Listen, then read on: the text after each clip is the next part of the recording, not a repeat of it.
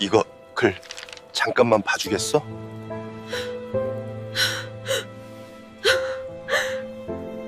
이거 잠깐만 봐주겠소? 쓰러진 노인이 떨리는 손으로 내민 낡은 전단지. 그녀는 무심코 받아들었습니다. 그리고 숨이 멎었어요. 거기엔 자신의 어릴 적 사진이 있었거든요. 분유값도 없어 굶어가며 붕어빵 팔던 미혼모. 20년 동안 버려진 줄 알았습니다. 그런데 누군가 찾고 있었어요. 20년 동안 포기하지 않고 허름한 옷의 이 노인은 대체 누구일까요? 그녀는 왜 버려진 걸까요? 아니, 정말 버려진 게 맞을까요? 사연 시작 전 구독과 좋아요를 눌러주시고 어디에서 보고 계신지 댓글로 알려주세요. 그곳에 행운이 가득하기를 바라겠습니다. 서울 한복판 대성그룹 본사 건물 52층 통유리 너머로 겨울 해가 뉘엿뉘엿 지고 있었습니다. 노을빛이 회장실 안을 붉게 물들였어요. 김 회장은 가죽 의자에 깊이 앉아 창밖을 물끄러미 바라보고 있었습니다. 80평생을 살아오며 쌓아 올린 것들이 있었어요. 빌딩도 공장도 땅도 셀 수 없이 많았죠. 하지만 그 어떤 것도 지금 이 순간의 공허함을 채워주지 못했습니다. 회장실은 넓었어요. 너무 넓어서 오히려 쓸쓸했습니다. 김 회장의 손에는 낡은 사진 한 장이 들려 있었어요. 모서리가 닳고 색이 바랜 오래된 사진이었죠. 4살배기 여자아이가 웃고 있었습니다. 볼이 통통하고 앞니가 빠진 채로 해맑게 웃는 얼굴. 은서야. 김 회장의 입술 사이로 낮은 한숨이 새어나왔습니다. 20년이었어요. 20년 동안 찾았습니다. 전국 방방곡곡을 뒤졌고 흥신소에 천문학적인 돈을 쏟아부었죠. 그런데도 손녀는 나타나지 않았어요. 김 회장은 사진을 내려다보며 주름진 손가락으로 아이의 얼굴을 쓰다듬었습니다. 대체 어디 있는 거냐? 책상 위에는 서류들이 수북이 쌓여 있었어요. 그중 맨 위에 놓인 것은 10년 전에 점쟁이가 남긴 쪽지였습니다. 김 회장은 그 쪽지를 수없이 읽었어요. 종이가 너덜너덜해질 정도로요. 비단 옷을 입으면 평생 못 찾을 것이요. 가장 낮고 추운 곳에서 붕어빵 냄새를 따라가시오. 처음에는 미친 소리라고 생각했습니다. 대성그룹 회장이 허름한 옷을 입고 거리를 돌아다니라니요. 하지만 10년이 지나도 손녀를 찾지 못하자 김 회장의 생각이 달라지기 시작했어요. 어쩌면 정말 어쩌면 그 말이 맞을지도 모른다는 생각. 그게 가슴 한구석에 뿌리를 내렸습니다. 똑똑 문 두드리는 소리가 들렸어요. 회장님, 박 실장입니다. 들어와라. 문이 열리고 50대 중반의 남자가 들어섰습니다. 박 실장이었어요. 20년 넘게 김 회장 곁을 지켜온 사람이죠. 그의 손에는 낡은 옷가지가 들려 있었습니다. 솜이 듬성듬성 빠진 바지, 색이 바랜 점퍼, 때가 탄 운동화. 준비해놨습니다. 김 회장이 고개를 끄덕였어요. 오늘이 마지막 일지도 모른다. 박 실장은 아무 말도 하지 않았습니다. 다만 고개를 숙여 예를 표했을 뿐이에요. 경호는 멀찍이서 하겠습니다. 회장님께서 원하시는 대로요. 김 회장이 자리에서 일어섰습니다. 80년을 버텨온 허리가 삐걱거렸어요. 무릎도 시큰거렸죠. 하지만 그는 개의치 않았습니다. 손녀를 찾을 수만 있다면 무엇이든 할 수 있었어요. 해가 완전히 지고 서울의 밤거리에 불빛이 켜지기 시작했습니다. 영하 13도. 뉴스에서는 연일 한파 경보를 알렸어요. 올겨울 들어 가장 추운 날씨가 예상됩니다. 외출을 삼가시고. 하지만 모든 사람이 따뜻한 집에 있을 수 있는 건 아니었죠. 서울 시내의 한 대학병원. 정문에서 조금 떨어진 골목. 작은 붕어빵 좌판이 하나 놓여 있었습니다. 이은서는 붕어빵 틀 앞에 쪼그려 앉아 있었어요. 24살. 아직 젊은 나이였죠. 하지만 그녀의 눈 밑에는 짙은 그림자가 드리워져 있었습니다. 볼은 홀쭉하게 패였고 입술은 추위에 바짝 갈라져 있었어요. 등에는 아기띠가 매여 있었습니다. 그 안에서 10달 된 아기가 숨을 쉬고 있었죠. 민준이었어요. 은서의 아들. 세상에서 가장 소중한 존재. 민준아, 조금만 참아. 엄마가 금방 따뜻하게 해줄게. 은서는 연탄불 위에 붕어빵 틀을 뒤집었습니다. 치익하는 소리와 함께 고소한 냄새가 피어올랐어요. 붕어빵은 은서의 유일한 생계 수단이었습니다. 보육원에서 자란 그녀에게 딱히 할 줄 아는 게 없었어요. 학력도 기술도 배경도 그나마 할 수 있는 건 붕어빵을 굽는 것뿐이었죠. 3개에 1,000원이에요. 맛있는 붕어빵 사세요. 은서의 목소리가 골목에 울려 퍼졌습니다. 하지만 지나가는 사람들은 고개를 돌렸어요. 추위에 모두들 발걸음을 서두르고 있었거든요. 은서는 호호 입김을 불며 언손을 비볐습니다. 장갑은 손가락 끝이 해져 있었어요. 손끝이 시려서 감각이 없었죠. 그때 등 뒤에서 가느다란 기침 소리가 들렸습니다. 콜록, 콜록. 은서의 얼굴이 굳어졌어요. 민준아? 재빨리 아기띠를 풀어 민준을 품 안으로 안았습니다. 아기의 얼굴이 붉게 달아올라 있었어요. 이마를 짚어보니 열이 올라 있었죠. 안 돼, 안 돼. 은서의 가슴이 쿵 내려앉았습니다. 민준이는 선천성 심장 질환을 앓고 있었어요. 태어날 때부터 심장에 구멍이 있었죠. 수술을 받아야 했습니다. 하지만 수술비는 상상도 할 수 없는 금액이었어요. 보증금만 2천만 원. 은서가 평생을 일해도 모으기 힘든 돈이었습니다. 바로 그때 은서의 낡은 휴대전화가 울렸어요. 띠링. 문자 알림이었습니다. 은서는 떨리는 손으로 화면을 확인했어요. 대학병원 알림 수술 보증금 미납 시 예정된 수술 일정이 보류됩니다. 납부 기한 3일 이내.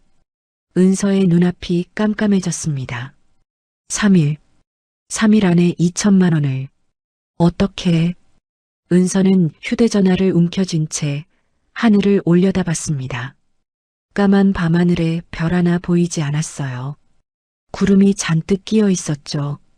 눈이 올 것 같았습니다. 은서는 아이를 꼭 안은 채 다시 붕어빵 틀 앞에 섰어요. 맛있는 붕어빵 사세요. 3개에 1,000원이에요. 목소리가 갈라졌습니다. 울음이 터질 것 같았지만 이를 악물고 참았어요. 울면 안 됐습니다. 울어봤자 달라지는 건 없었으니까요. 밤이 깊어갈수록 추위는 더 매서워졌습니다. 병원 앞을 오가는 사람들도 점점 줄었어요. 자정이 가까워지자 골목은 텅 비다시피 했죠. 그런데 갑자기 요란한 소리가 들렸습니다. 거기 안 돼. 노점 영업 금지 구역이야. 은서가 고개를 돌렸어요. 구청 단속반이었습니다. 형광조끼를 입은 남자 셋이 후레쉬를 비추며 다가오고 있었죠. 은서의 얼굴이 하얗게 질렸습니다. 저기. 아줌마, 여기 영업 금지된 거 몰라? 몇 번을 말해. 죄송합니다, 아저씨. 하지만 아기가 아파서. 아파서? 아프면 집에 있어야지. 왜 나와서 장사를 해? 단속반 남자가 호통을 쳤어요. 그의 손이 붕어빵 틀을 향해 뻗었습니다. 압수야, 압수. 안 돼요. 은서가 달려들었습니다. 붕어빵 틀은 중고로 30만 원 주고 산 거였어요. 그녀가 가진 전 재산이나 마찬가지였죠. 제발 이것만은. 비켜, 이 아줌마가. 실랑이가 벌어졌습니다. 그 순간 은서의 발이 빙판에 미끄러졌어요. 퍽! 은서가 넘어졌습니다. 등에 업고 있던 민준이 울음을 터뜨렸어요. 으앙, 으앙. 붕어빵 틀이 기울어졌습니다. 안에 있던 반죽이 바닥에 쏟아졌어요. 노릇하게 구워지던 붕어빵들이 차가운 바닥에 나뒹굴었죠. 단속반 남자들은 물러섰습니다. 아기 울음소리에 당황한 표정이었어요. 아, 씨 오늘은 그냥 가지만 다음에 또 걸리면 진짜 압수야. 남자들이 사라지고 골목에는 다시 정적이 흘렀습니다.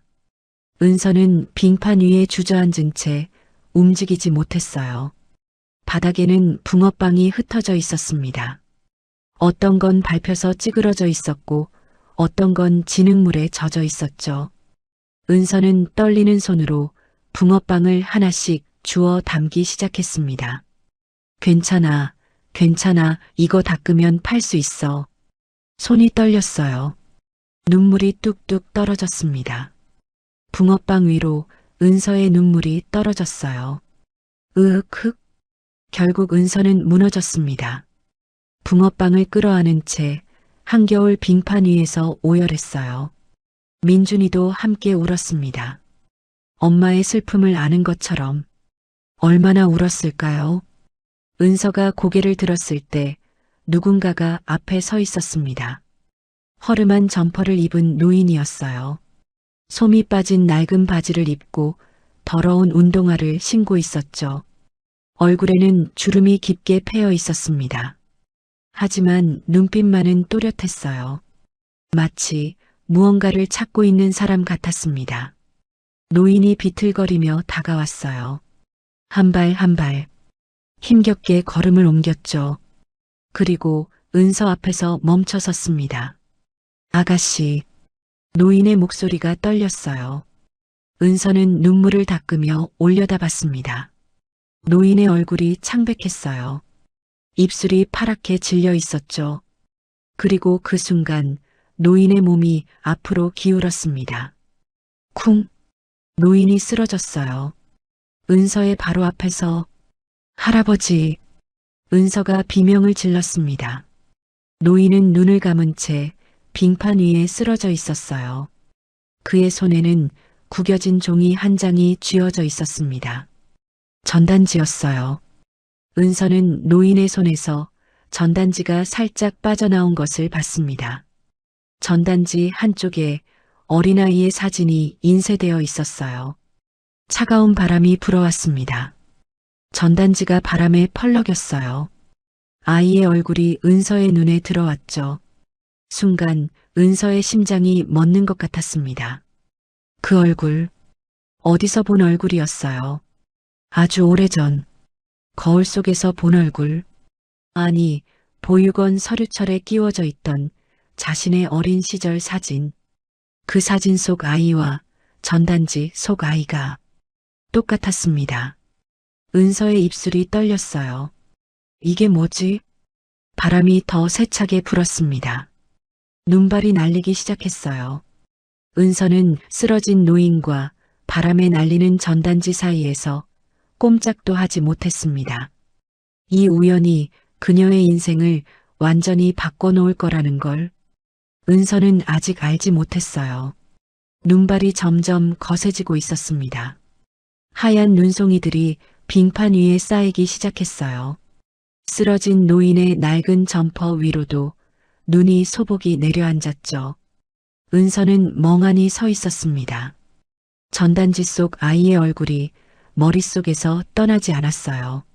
하지만 지금은 그럴 때가 아니었습니다. 할아버지, 할아버지, 정신 차리세요. 은서가 노인 곁으로 달려갔어요.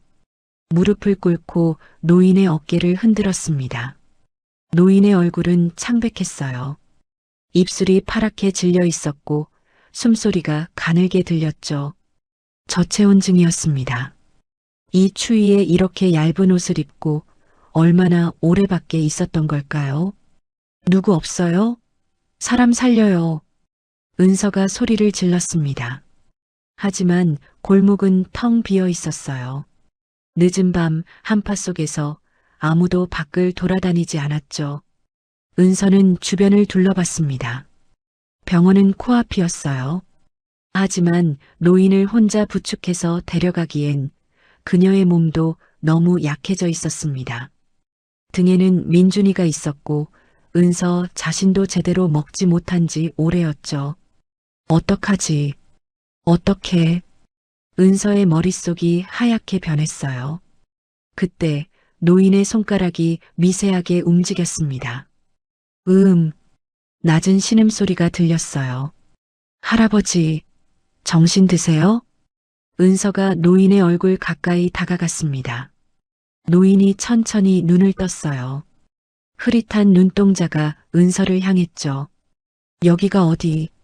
할아버지, 움직이시면 안 돼요. 제가 도와드릴게요. 은서는 재빨리 주변을 살폈습니다.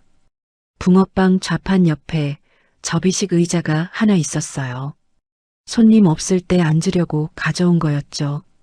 은서는 노인을 부축해서 의자에 앉혔습니다. 노인의 몸이 덜덜 떨리고 있었어요. 추위에 온몸이 얼어붙은 것 같았죠. 은서는 자신의 목도리를 풀었습니다. 낡고 해진 목도리였어요. 보육원 시절부터 간직해온 거였죠. 유일하게 남은 추억의 물건이었습니다. 하지만 은서는 망설이지 않았어요. 할아버지, 이거 두르세요. 은서가 노인의 목에 목도리를 감아주었습니다. 이게 뭐? 제 거예요. 괜찮아요. 노인이 고개를 저었어요. 거절하려는 것 같았죠. 하지만 은서는 더 단단히 목도리를 여며주었습니다.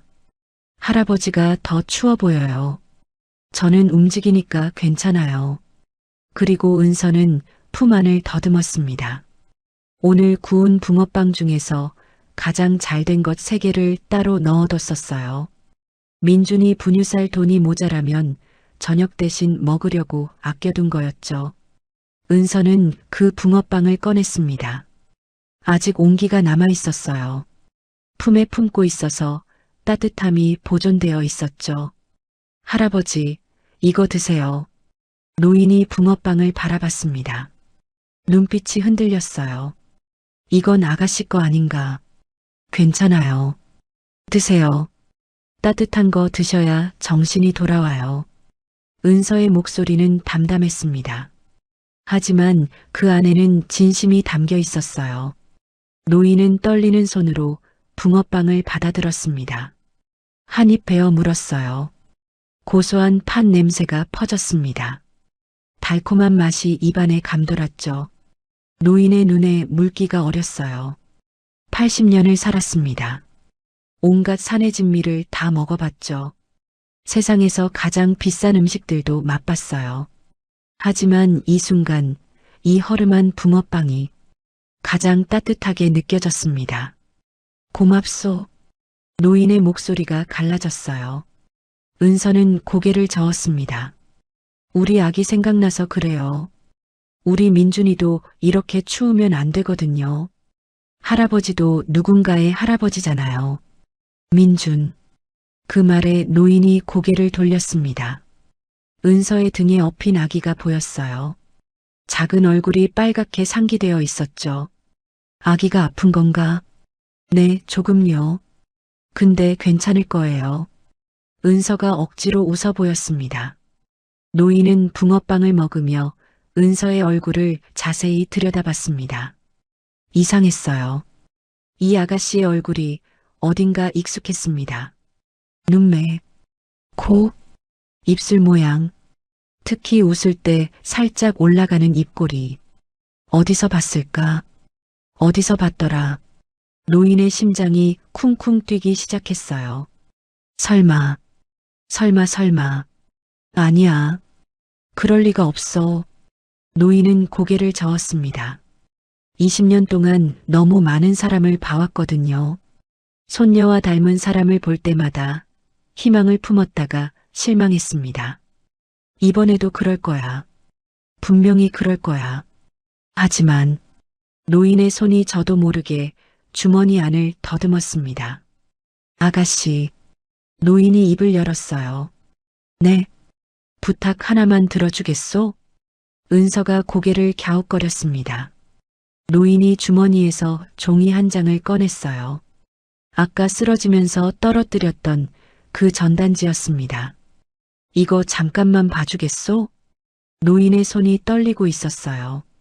추위 때문인지 아니면 다른 이유 때문인지 은서는 전단지를 받아들었습니다. 전단지는 낡았어요. 접힌 자국이 수없이 많았고 모서리는 닳아서 너덜너덜했죠. 분명 오랫동안 갖고 다닌 것 같았습니다. 은서는 전단지를 펼쳤어요. 찾습니다. 큰 글씨가 맨 위에 적혀 있었습니다. 그 아래에는 사진이 있었어요. 4살 정도로 보이는 여자아이. 통통한 볼, 빠진 앞니, 해맑게 웃는 얼굴. 은서의 손이 굳었습니다. 이 얼굴, 분명히 어디서 봤어요. 아주 오래전, 보육원 원장님이 보여줬던 서류, 그 서류에 끼워져 있던 사진. 내가 처음 왔을 때 들고 있던 거란다. 원장님의 목소리가 귓가에 맴돌았습니다. 은서는 전단지를 더 자세히 읽었어요. 이름 김은서, 실종 당시 나이 4살 특징 목 뒤에 작은 붉은 점. 목 뒤? 붉은 점? 은서의 심장이 멎는 것 같았습니다. 자신의 손이 저도 모르게 목 뒤를 만졌어요. 그곳에는 작은 점이 있었습니다. 태어날 때부터 있었던 붉은 점. 평생 신경 쓰지 않았던 그냥 점이라고만 생각했던. 그런데 이 전단지에도 똑같이 적혀 있었어요. 이게 뭐예요? 은서의 목소리가 떨렸습니다. 노인이 은서의 얼굴을 빤히 바라봤어요. 아가씨, 네, 목 뒤 좀 보여줄 수 있겠소? 은서의 얼굴이 하얗게 질렸습니다. 뭔가 이상했어요. 이 상황 전체가 이상했습니다. 처음 보는 노인이 자신의 어린 시절 사진을 갖고 있고 목 뒤에 점까지 알고 있다니. 할아버지, 이거 어디서 나온 거예요? 은서의 목소리가 가늘게 떨렸어요. 노인은 대답하지 않았습니다. 다만 간절한 눈빛으로 은서를 바라볼 뿐이었죠. 제발 한 번만. 그 눈빛에 담긴 절박함. 은서는 거절할 수가 없었습니다. 은서는 천천히 고개를 돌렸어요. 목도리가 없어서 목덜미가 드러나 있었습니다. 노인이 몸을 앞으로 기울였어요. 떨리는 손으로 후레쉬를 켰습니다. 핸드폰 불빛이 은서의 목 뒤를 비췄죠. 그리고 노인의 눈이 커졌습니다. 거기 있었어요. 작은 붉은 점. 딸기 모양을 닮은 선명한 붉은 점. 20년 전 그날 노인이 마지막으로 봤던 손녀의 목 뒤에 있던 것과 똑같은 점. 아, 노인의 입에서 탄식이 흘러나왔습니다. 눈물이 주르륵 흘렀어요. 80년 인생에서 이렇게 울어본 적이 없었습니다. 은서야. 노인의 입술이 떨렸어요. 우리 은서. 은서가 화들짝 놀라 돌아봤습니다. 뭐라고요? 은서야 할아버지야. 노인이 은서의 손을 덥석 잡았어요. 차갑고 거친 손이었지만 그 안에는 절박한 온기가 담겨 있었습니다. 20년을 찾았다, 20년을. 은서는 얼어붙었습니다. 무슨 말인지 이해할 수가 없었어요. 할아버지라니. 20년을 찾았다니. 할아버지 무슨 말씀이세요? 아가야, 너 기억 안 나니? 유원지 회전목마 솜사탕. 노인의 목소리가 갈라졌어요. 그날 내가 사라졌어. 할아버지가 20년 동안 찾았단다. 은서의 머릿속이 하얗게 변했습니다. 유원지, 회전목마, 솜사탕. 그 단어들이 머릿속에서 맴돌았어요. 기억나지 않았습니다. 4살 이전의 기억은 거의 없었거든요.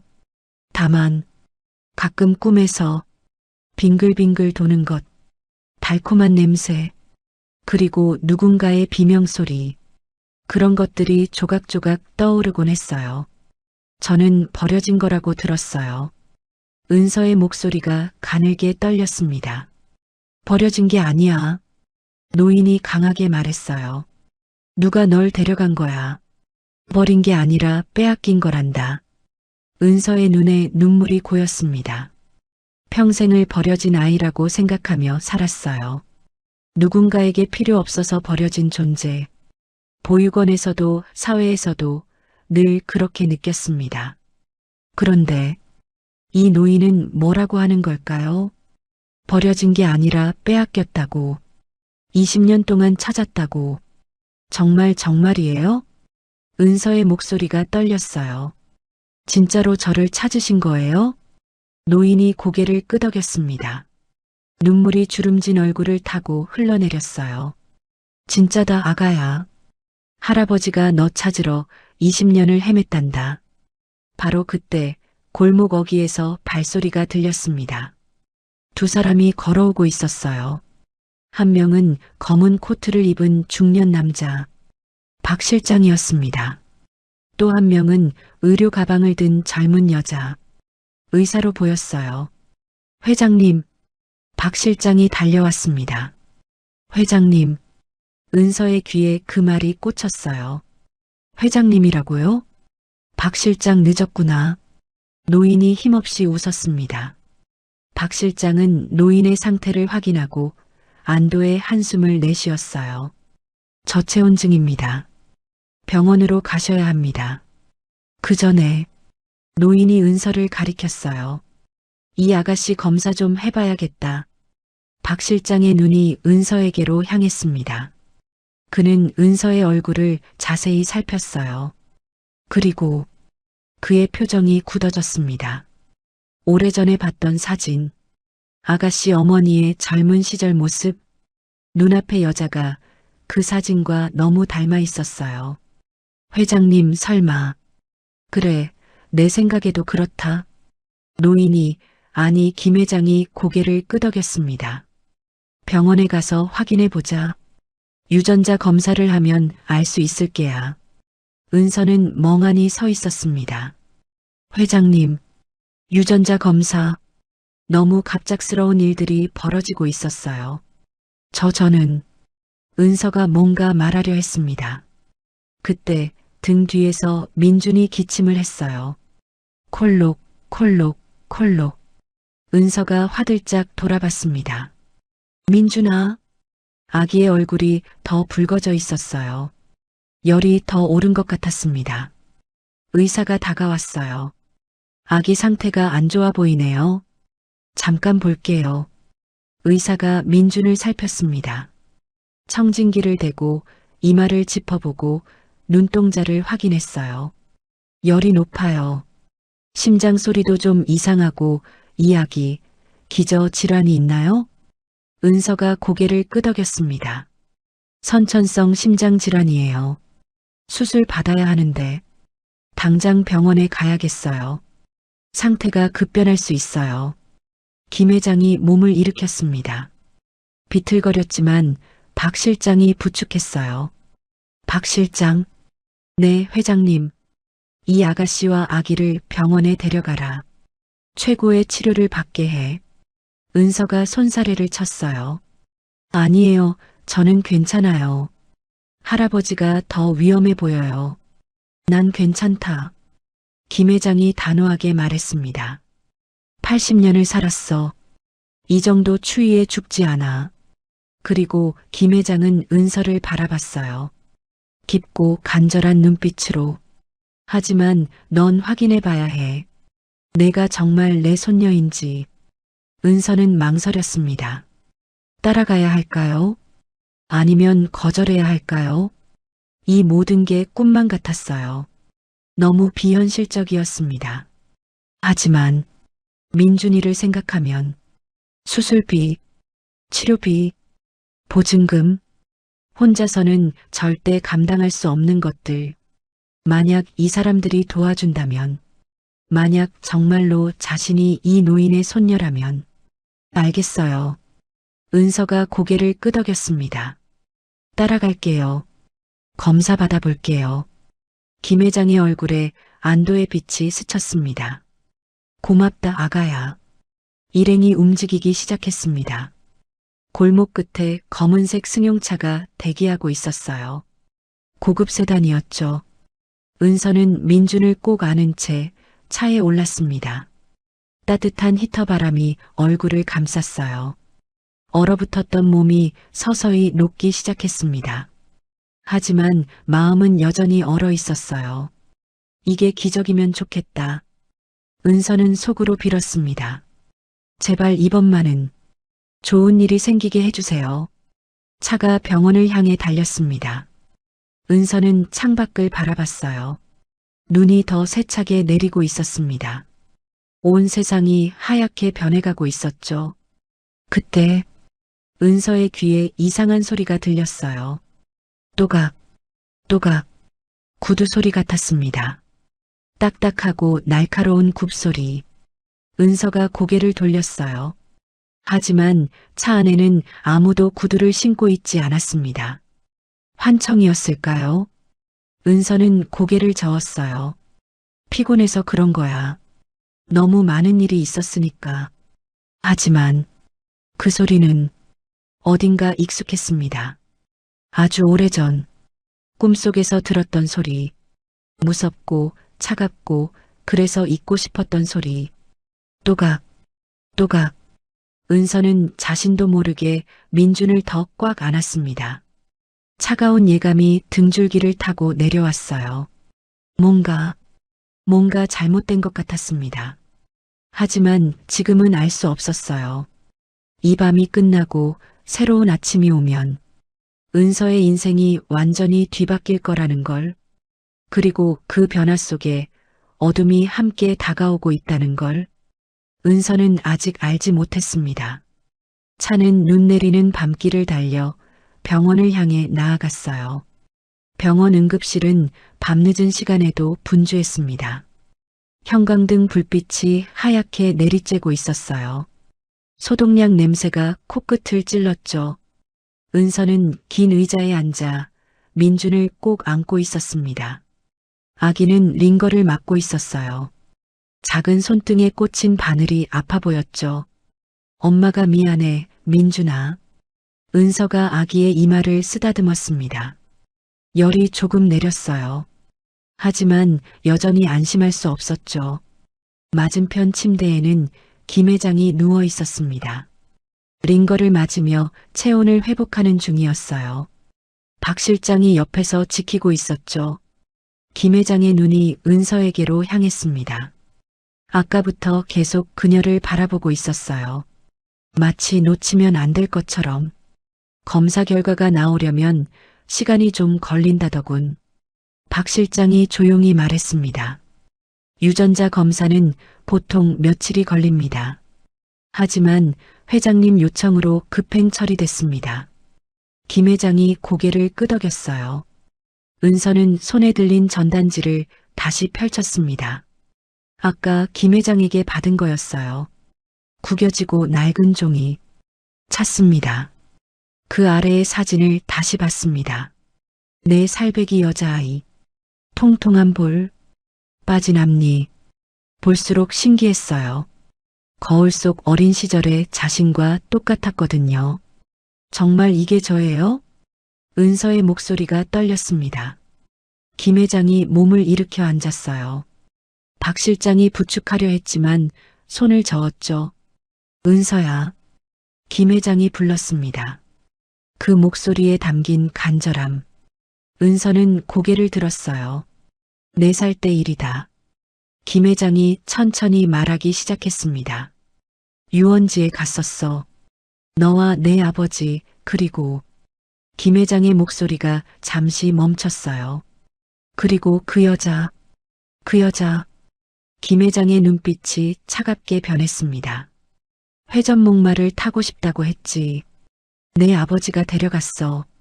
그런데 돌아왔을 때 김 회장의 주먹이 떨렸어요. 넌 없었다.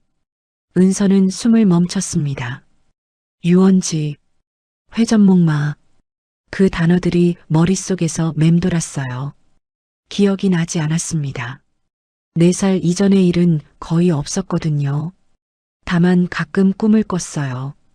빙글빙글 도는 것, 달콤한 솜사탕 냄새, 그리고 누군가의 손, 차갑고 날카로운 손, 그 손이 자신을 끌어당기는 느낌. 저는 버려진 줄 알았어요.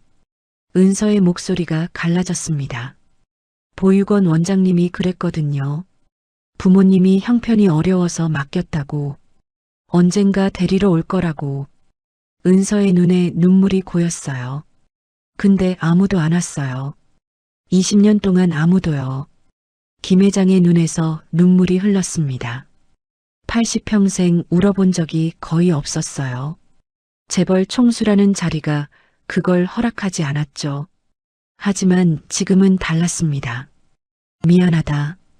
김 회장의 목소리가 떨렸어요. 할아버지가 미안하다. 더 빨리 찾았어야 했는데. 은서는 고개를 저었습니다. 아직 확실한 건 아니잖아요. 검사 결과가 나와봐야. 아니다. 김 회장이 단호하게 말했어요. 난 안다. 내가 내 손녀라는 걸. 이 늙은이의 직감이 말해주고 있어. 그때 박 실장이 조심스럽게 끼어들었습니다. 회장님, 일단 컨디션을 회복하셔야 합니다. 검사 결과는 내일 오후쯤 나올 겁니다. 김 회장이 고개를 끄덕였어요. 그리고 은서를 바라봤습니다. 오늘 밤은 여기서 쉬어라. 아기도 치료받아야 하고. 은서가 손사래를 쳤어요. 아니에요. 저희는 괜찮아요. 병원비도 없는데. 병원비 걱정은 하지 마라. 김 회장의 목소리가 부드러워졌습니다. 내가 내 손녀가 맞든 아니든 오늘 밤 나를 살려준 건 너다. 은서는 망설였습니다. 평생 남에게 신세 지는 걸 싫어했어요. 보육원에서 자라며 배운 거였죠. 아무도 공짜로 도와주지 않는다. 모든 것에는 대가가 있다. 하지만 민준이를 보면 작은 손등에 꽂힌 바늘, 힘겹게 숨쉬는 모습, 거절할 수가 없었어요. 감사합니다. 은서가 고개를 숙였습니다. 병원 복도에 정적이 흘렀어요. 창밖으로는 여전히 눈이 내리고 있었습니다. 하얀 눈이 세상을 덮어가고 있었죠. 은서는 민준을 안은 채 창밖을 바라봤습니다. 이게 꿈이면 어떡하지? 그런 생각이 들었어요. 내일 아침에 눈을 떴는데 다시 차가운 골목에 있으면, 다시 붕어빵 틀 앞에 쪼그려 앉아 있으면, 제발. 은서가 작게 중얼거렸습니다. 제발 이번만은 진짜의 길. 그때였어요. 병원 복도 저쪽 끝에서 발소리가 들렸습니다. 또각, 또각, 날카로운 구두 소리. 은서의 몸이 굳었습니다. 이 소리, 분명히 아는 소리였어요. 꿈에서 수없이 들었던 소리. 그때마다 식은땀을 흘리며 깨어났던. 은서가 고개를 돌렸습니다. 복도 끝에서 누군가 걸어오고 있었어요. 50대 후반의 여자. 고급스러운 코트를 입고 빨간 구두를 신고 있었습니다. 여자의 얼굴이 보였어요. 차갑고 날카로운 인상. 입술은 얇게 다물어져 있었죠. 여자가 가까이 왔습니다. 그리고 은서를 봤어요. 순간 여자의 눈이 커졌습니다. 입술이 미세하게 떨렸죠. 하지만 곧 표정을 지웠어요. 마치 아무것도 아닌 것처럼. 아버님, 여자가 김 회장에게 다가갔습니다. 갑자기 병원에 오셨다기에 놀랐어요. 무슨 일이세요? 그 목소리. 은서의 등줄기에 소름이 돋았어요. 어디서 들어본 것 같았습니다. 아주 오래전에. 최 여사. 김 회장의 목소리가 딱딱하게 변했어요. 이 밤에 어떻게 알고 왔나? 최 여사가 미소를 지었습니다. 박 실장님께서 연락 주셨어요. 아버님이 쓰러지셨다고. 박 실장의 얼굴이 굳어졌어요. 그는 분명 연락하지 않았거든요. 최 여사의 시선이 은서에게로 향했습니다. 위아래로 훑어보는 눈빛. 차갑고 날카로웠어요. 이 아가씨는 누구예요? 김 회장이 대답하지 않았습니다. 잠시 침묵이 흘렀어요. 그리고 최 여사가 웃었습니다. 설마 또 손녀라고 나타난 사람인가요? 지난번에도 그랬잖아요. 그 말투에 담긴 비웃음. 은서는 움츠러들었습니다. 아버님, 이제 그만 포기하세요.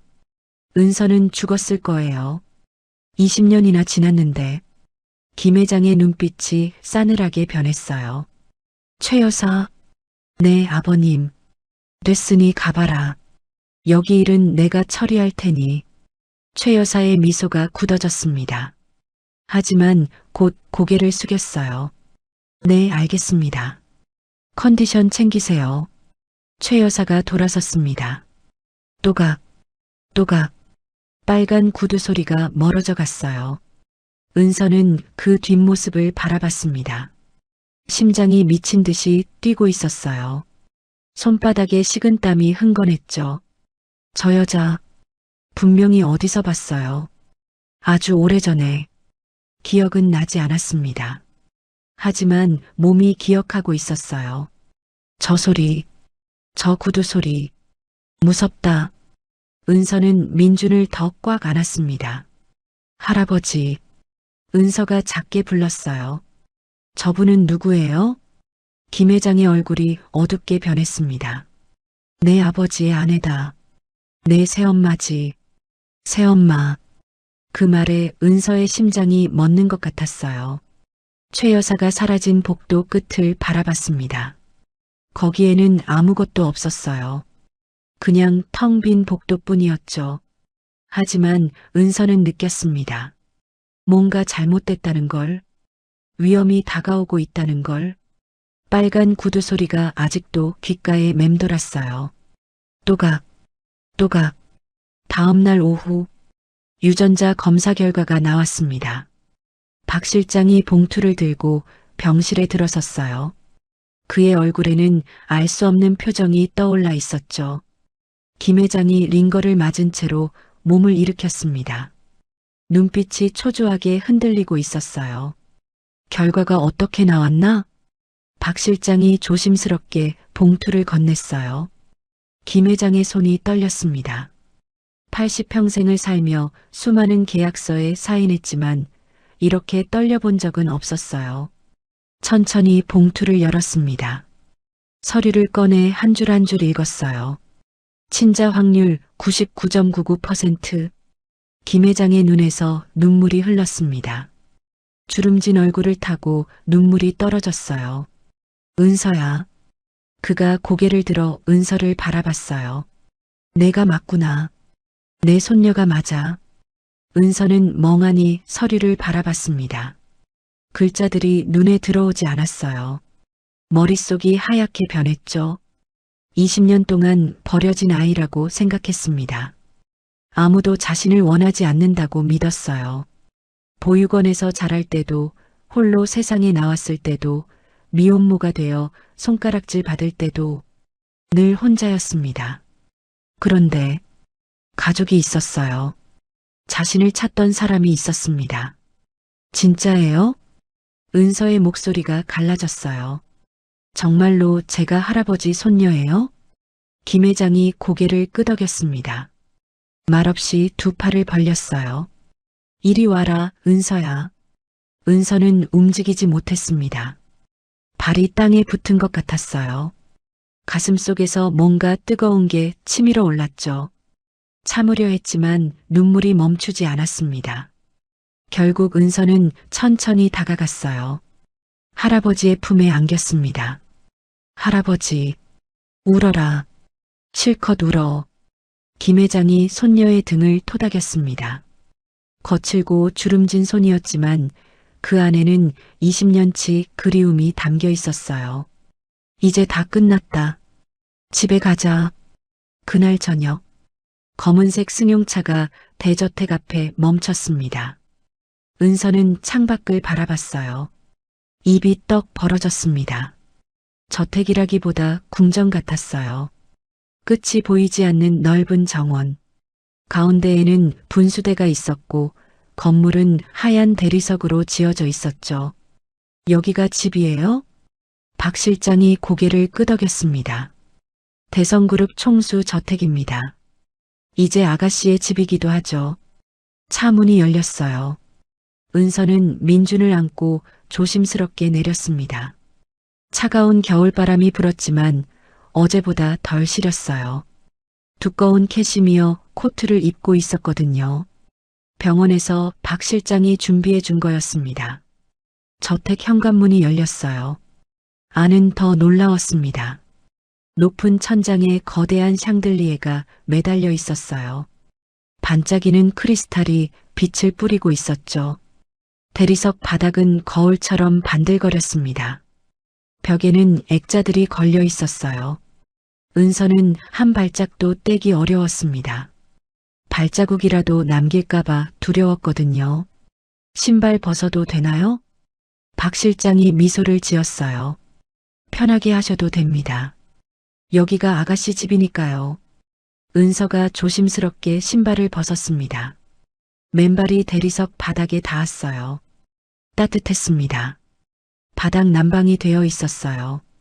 평생 이렇게 따뜻한 바닥을 밟아본 적이 없었죠. 따뜻해. 은서가 저도 모르게 중얼거렸습니다. 품 안에 민준이가 칭얼거렸어요. 낯선 환경에 잠이 깬 것 같았죠. 은서가 아기를 달래며 주변을 둘러봤습니다. 2층으로 올라갔어요. 긴 복도 끝에 방이 하나 있었습니다. 하얀 문에 금색 손잡이가 달려 있었죠. 박 실장이 문을 열었어요. 아가씨 방입니다. 옆방은 아기 방으로 준비했고요. 은서가 천천히 안으로 들어섰습니다. 넓은 침대가 먼저 눈에 들어왔어요. 하얀 시트와 푹신한 이불, 창가에는 소파와 작은 테이블이 있었죠. 커튼을 젖히자 정원이 내려다 보였습니다. 눈이 소복이 쌓인 정원이 동화 속 풍경 같았어요. 이게 제 방이에요? 네. 필요한 게 있으면 언제든 말씀하세요. 박 실장이 나가고 은서는 조심스럽게 침대에 앉았습니다. 푹신했어요. 몸이 구름 속으로 빠져드는 것 같았죠. 민준이를 옆에 눕혔어요. 아기가 천장을 바라보며 작은 손을 뻗었습니다. 민준아, 여기 우리 집이래. 은서의 목소리가 떨렸습니다. 엄마도 처음 와보는 집인데. 그날 밤, 은서는 잠을 이루지 못했습니다. 침대가 너무 푹신했어요. 이불이 너무 따뜻했죠. 익숙하지 않았습니다. 평생 딱딱한 바닥에서 잤어요. 보육원에서도 고시원에서도 얇은 이불 한 장으로 겨울을 버텼죠. 그런데 갑자기 이런 곳에 오니 오히려 어색했습니다. 몸은 편한데 마음이 불안했어요. 은서는 한참을 뒤척이다가 겨우 눈을 감았습니다. 꿈을 꿨습니다. 유원지였어요. 회전목마가 빙글빙글 돌고 있었습니다. 알록달록한 말들이 오르락 내리락 했죠. 솜사탕 냄새가 났어요. 달콤하고 포근한 냄새. 어린 은서가 웃고 있었습니다. 손에는 솜사탕이 들려 있었죠. 그때 누군가 손을 잡았습니다. 차가운 손, 날카로운 손톱. 조용히 해. 낮고 싸늘한 목소리가 들렸어요. 은서는 고개를 들었습니다. 빨간 구두가 보였어요. 반짝이는 빨간 구두. 또각, 또각. 구두 소리가 점점 커졌습니다. 은서는 비명을 지르려 했어요. 하지만 소리가 나오지 않았죠. 목이 막힌 것처럼 숨이 안 쉬어졌습니다. 넌 없어져야 해. 그 목소리가 귓가에 맴돌았습니다. 은서가 눈을 떴어요. 온몸이 식은땀에 젖어 있었습니다. 심장이 미친 듯이 뛰고 있었죠. 꿈이야 꿈이었어. 은서가 가슴을 쓸어내렸습니다. 창밖은 아직 어두웠어요. 새벽 3시쯤 되어 보였습니다. 그때 복도에서 발소리가 들렸습니다. 또각, 또각. 은서의 얼굴이 하얗게 질렸어요.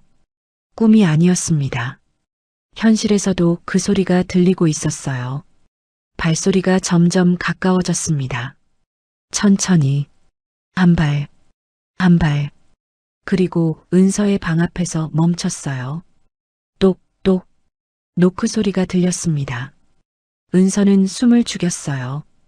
이불을 꽉 움켜쥐었습니다. 대답하지 않았어요. 잠시 정적이 흘렀습니다. 1초가 1분처럼 느껴졌죠. 그리고 발소리가 다시 멀어졌습니다. 또각, 또각. 은서는 한참을 움직이지 못했어요. 심장이 터질 것 같았습니다. 옆에서 민준이가 칭얼거렸어요. 엄마의 불안을 느낀 것 같았죠. 은서가 아기를 안아 올렸습니다. 괜찮아, 엄마가 있어. 은서는 아기를 꼭 안은 채 창밖을 바라봤습니다. 동이 트고 있었어요. 어둠이 서서히 걷히고 있었죠. 하지만 은서의 마음속에는 여전히 짙은 어둠이 드리워져 있었습니다. 아침이 되었어요. 은서는 민준을 안고 조심스럽게 아래층으로 내려갔습니다. 식당에는 이미 사람들이 있었어요. 김 회장이 상석에 앉아 있었고 박 실장이 옆에 서 있었습니다. 그리고 최 여사, 그녀가 은서를 봤습니다. 미소를 지었어요. 입술은 웃고 있었지만 눈은 차가웠습니다. 어머, 일어났네. 최 여사가 의자에서 일어났어요. 잘 잤어요? 그 목소리. 은서의 등줄기에 소름이 돋았습니다. 분명히 어젯밤에 들은 발소리. 그게 이 여자였을 거예요. 네, 잘 잤어요. 은서가 억지로 대답했습니다. 최 여사가 다가왔어요. 민준이를 내려다봤습니다. 아기가 예쁘네. 엄마를 닮았어. 그 말투가 싸늘했어요. 칭찬 같지 않았습니다. 김 회장이 숟가락을 내려놓았어요. 최 여사, 네, 아버님. 은서는 내 손녀다. 이 집의 가족이야. 명심해라. 최 여사의 미소가 순간 굳어졌습니다. 하지만 곧 고개를 숙였어요. 물론이죠, 아버님. 제가 왜 함부로 대하겠어요. 가족인데요. 은서는 최 여사를 바라봤습니다. 그녀의 발 아래에는 빨간 구두가 신겨 있었어요. 꿈에서 본 것과 똑같은 색, 똑같은 모양. 은서는 본능적으로 알았습니다. 이 여자가 위험하다는 걸, 뭔가를 숨기고 있다는 걸. 하지만 증거가 없었어요. 그냥 느낌일 뿐이었죠. 은서는 민준을 더 꽉 안았습니다. 따뜻한 저택, 푹신한 침대, 맛있는 음식, 모든 게 꿈만 같았어요. 하지만 그 꿈속에 악몽이 숨어 있다는 걸 은서는 느끼고 있었습니다. 빨간 구두 소리가 아직도 귓가에 맴돌았어요. 며칠이 지났습니다. 은서는 저택 생활에 조금씩 적응해 가고 있었어요. 아침마다 따뜻한 밥이 차려졌습니다. 흰 쌀밥에 갓 끓인 된장찌개, 반찬도 가짓수가 많았어요. 민준이는 전담 간호사의 돌봄을 받았죠. 병원 진료도 최고급 시설에서 이루어졌어요. 수술 일정도 새로 잡혔습니다. 태어나서 처음 느껴보는 풍요로움이었습니다. 하지만 은서는 편하지 않았어요. 최 여사의 시선이 늘 느껴졌거든요. 식사할 때도, 복도를 지날 때도 그녀의 차가운 눈빛이 등 뒤를 쫓아왔습니다. 밤마다 같은 악몽을 꿨어요. 빨간 구두 소리가 쫓아오는 꿈. 깨어나면 온몸이 식은땀에 젖어 있었죠. 그날 오후 김 회장이 외출을 했어요. 병원 정기 검진이 있다고 했습니다. 박 실장도 함께 나갔죠. 회장님 곁을 비울 수 없다면서요.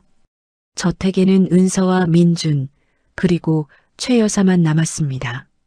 가사 도우미들이 있었지만 그들은 거실과 주방에서만 일했어요. 2층은 조용했습니다. 너무 조용해서 오히려 불안했죠. 은서는 민준을 재우고 방에서 조용히 책을 읽고 있었어요.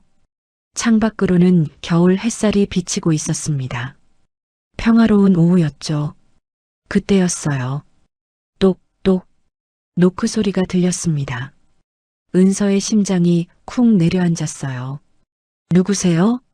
나야, 은서 씨. 최 여사의 목소리였습니다.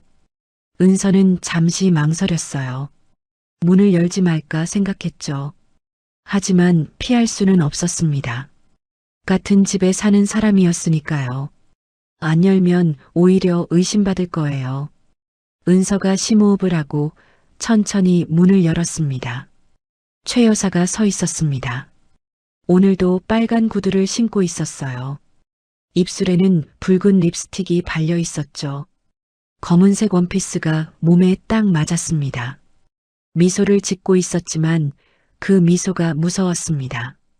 눈은 전혀 웃지 않았거든요. 잠깐 얘기 좀 할까? 최 여사가 말했어요. 대답을 기다리지도 않고 그녀는 방 안으로 들어왔습니다. 은서가 막을 틈도 없었어요. 최 여사는 천천히 방을 둘러봤어요. 창가의 소파, 침대, 아기용품들, 그리고 민준이 옆에 놓인 곰인형을 봤습니다. 갈색 털에 까만 눈, 낡고 해진 곰인형이었어요. 귀여운 인형이네. 최 여사가 곰인형을 집어들었어요. 은서의 얼굴이 굳어졌습니다. 그 곰인형은 특별한 거였어요. 보육원 시절부터 간직해온 유일한 물건. 안에 작은 녹음기가 달려 있었죠. 민준이 울 때 자장가를 녹음해서 틀어주곤 했습니다. 아기가 엄마 목소리를 들으면 울음을 멈추거든요. 예쁘죠? 민준이가 좋아해요. 은서가 조심스럽게 말했어요. 최 여사가 곰인형을 만지작거렸습니다. 배 부분을 한번 누르더니 다시 내려놓았어요. 그리고 은서를 똑바로 바라봤습니다. 단도직입적으로 말할게. 최 여사의 목소리가 달라졌습니다. 부드러움이 사라지고 차가움만 남았어요. 마치 다른 사람 같았습니다. 넌 여기서 나가야 해. 은서의 심장이 멎는 것 같았습니다. 무슨 말씀이세요? 못 알아들었어? 최 여사가 한 발 다가왔어요. 구두 굽이 바닥을 찍었습니다. 딱! 은서는 저도 모르게 뒷걸음질 쳤습니다. 유전자 검사 결과가 어떻게 나왔든 넌 이 집에 있으면 안 돼. 왜요? 저는 할아버지 손녀예요. 검사로 증명됐잖아요. 은서의 목소리가 떨렸어요. 하지만 물러서지 않으려 애썼습니다. 최 여사가 비웃듯 웃었어요. 콧방귀를 뀌는 것 같았죠. 손녀, 20년 동안 어디 있다가 이제 와서 갑자기 나타나서 손녀 행세? 저도 몰랐어요. 버려진 줄 알았다고요. 보육원에서 자랐어요. 버려진 게 맞아. 최 여사의 눈빛이 싸늘하게 변했습니다. 입꼬리가 비틀어졌어요. 정확히는 내가 버렸지. 은서의 머릿속이 하얗게 변했습니다. 심장이 멈춘 것 같았어요. 숨을 쉴 수가 없었습니다. 뭐라고요? 20년 전 유원지. 널 데려다 버린 건 나야. 최 여사가 담담하게 말했어요. 마치 날씨 얘기를 하듯이. 아무렇지도 않게. 은서의 다리에 힘이 풀렸습니다. 벽에 손을 짚어야 했어요. 왜 그런 짓을. 왜긴. 내가 방해였으니까. 최 여사가 창밖을 바라봤어요. 정원에 눈 덮인 나무들이 보였죠. 난 내 아버지와 결혼하고 싶었어. 대성그룹의 며느리가 되고 싶었지. 재벌가의 안주인 자리. 그게 얼마나 대단한 건지 알아? 최 여사가 돌아섰습니다. 근데 전처 딸이 있으면 복잡해지잖아. 재산 문제도 서열 문제도. 그래서 정리가 필요했어. 은서는 벽에 등을 기댔습니다. 서 있기가 힘들었어요. 무릎이 덜덜 떨렸습니다. 그래서 저를 버린 거예요? 버렸지. 유원지 화장실 앞에. 사람 많은 곳이니까 누군가 데려가겠지 싶었어. 경찰에 신고하든 보육원에 맡기든. 어쨌든 내 눈앞에서 사라지면 됐으니까. 최 여사가 은서를 똑바로 바라봤어요. 근데 내가 살아서 돌아올 줄은 몰랐네. 운도 좋아라. 은서의 눈에서 눈물이 흘렀습니다. 20년 동안의 고통, 외로움, 버려졌다는 상처, 보육원에서 크리스마스마다 창밖을 바라보던 기억. 다른 아이들은 부모가 면회 오는데 자신만 홀로 남아 있었던 기억. 그게 다 이 여자 때문이었어요. 어떻게 그럴 수가. 어떻게긴. 살다 보면 그런 거야. 살아남으려면 뭐든 해야 해. 최 여사가 은서에게 다가왔습니다. 얼굴을 가까이 들이밀었어요. 향수 냄새가 코를 찔렀습니다. 달콤하지만 역겨운 냄새. 그러니까 똑똑히 들어. 20년 전처럼 이번에도 내가 사라지면 끝이야. 은서의 몸이 얼어붙었습니다. 조용히 나가. 아무 일도 없었던 것처럼. 그럼 널 건드리지 않을게. 돈도 좀 줄 수 있어. 최 여사가 뒤로 물러섰어요. 하지만 안 나가면. 그녀의 시선이 잠든 민준에게로 향했습니다. 작고 연약한 아기. 심장이 아픈 아기. 은서의 심장이 쿵쿵 뛰었어요. 온몸의 피가 거꾸로 솟는 것 같았습니다. 민준이한테 손 떼면. 손 뗀다고는 안 했어. 최 여사가 미소를 지었습니다. 입술만 웃는 미소. 다만 아기가 아프잖아. 심장이 안 좋다며? 이런 아기들은 갑자기 상태가 나빠지기도 하지. 약을 잘못 먹거나 치료가 지연되거나. 은서의 얼굴이 새하얗게 질렸어요. 그건 협박이에요. 협박? 난 그냥 걱정하는 거야. 새엄마로서 손녀 걱정하는 거지. 최 여사가 문 쪽으로 향했습니다. 빨간 구두가 바닥을 찍었어요. 3일 줄게. 3일 안에 결정해. 조용히 나가든지 아니면. 그녀가 민준을 힐끗 봤어요. 아기부터 없어지든지. 문이 닫혔습니다. 발소리가 복도를 따라 멀어져 갔어요. 은서는 그 자리에 주저앉았습니다. 다리에 힘이 하나도 없었어요. 온몸이 떨리고 있었습니다. 안 돼. 민준이가 눈을 떴어요. 엄마의 울음소리에 깬 것 같았죠. 으응. 작은 손이 허공을 휘저었습니다. 은서가 아기를 안아 올렸어요. 떨리는 팔로 꼭 안았습니다. 괜찮아, 민준아. 엄마가 지켜줄게. 무슨 일이 있어도 절대 널 놓지 않을 거야. 그때 은서의 눈에 뭔가가 들어왔어요. 곰인형이었습니다. 민준이 옆에 놓여있던 그 곰인형. 그런데 인형배 부분에서 작은 빨간 불빛이 깜빡이고 있었어요. 녹음 버튼이었습니다. 은서의 눈이 커졌어요. 아까 최 여사가 곰인형을 만졌을 때 배 부분을 눌렀었죠. 그때 버튼이 눌린 거였습니다. 설마. 은서가 조심스럽게 곰인형을 집어들었어요. 재생 버튼을 눌렀습니다. 치직. 잡음이 들리더니 목소리가 흘러나왔어요. 20년 전 유원지. 널 데려다 버린 건 나야. 최 여사의 목소리였습니다. 또렷하게 녹음되어 있었어요. 3일 줄게. 3일 안에 결정해. 나가든지 아니면 아기부터 없어지든지. 은서의 손이 떨렸습니다. 녹음이 되어 있었어요. 최 여사의 협박이 고스란히. 한마디도 빠지지 않고 은서는 곰인형을 가슴에 꼭 안았습니다. 이건 증거였어요. 최 여사가 자신을 버렸다는 증거. 지금도 협박하고 있다는 증거. 은서의 눈에서 눈물이 흘렀습니다. 하지만 이번에는 슬픔만이 아니었어요. 분노. 그리고 결심. 두고 봐. 은서가 낮게 중얼거렸습니다. 이번엔 안 당해. 민준이도 나도. 다시는 안 당해. 창밖으로 해가 지고 있었어요. 붉은 노을이 하늘을 물들였습니다. 빨간색. 최 여사의 구두 색깔과 같았죠. 은서는 민준을 꼭 안은 채 창밖을 바라봤습니다. 곰인형을 서랍 깊숙이 숨겼어요. 아무도 찾지 못할 곳에. 싸움은 이제 시작이었습니다. 이틀이 지났습니다. 은서는 고민형 녹음을 어떻게 할지 고민했어요. 할아버지에게 바로 보여드릴까? 아니면 경찰에 가져갈까? 쉽게 결정이 나지 않았습니다. 최 여사는 이 집안에서 힘이 있었어요. 김 회장의 아들인 김도영. 그의 아내였으니까요. 김도영은 10년 전 뇌졸중으로 쓰러졌습니다. 지금도 요양원에서 의식이 오락가락하는 상태였죠.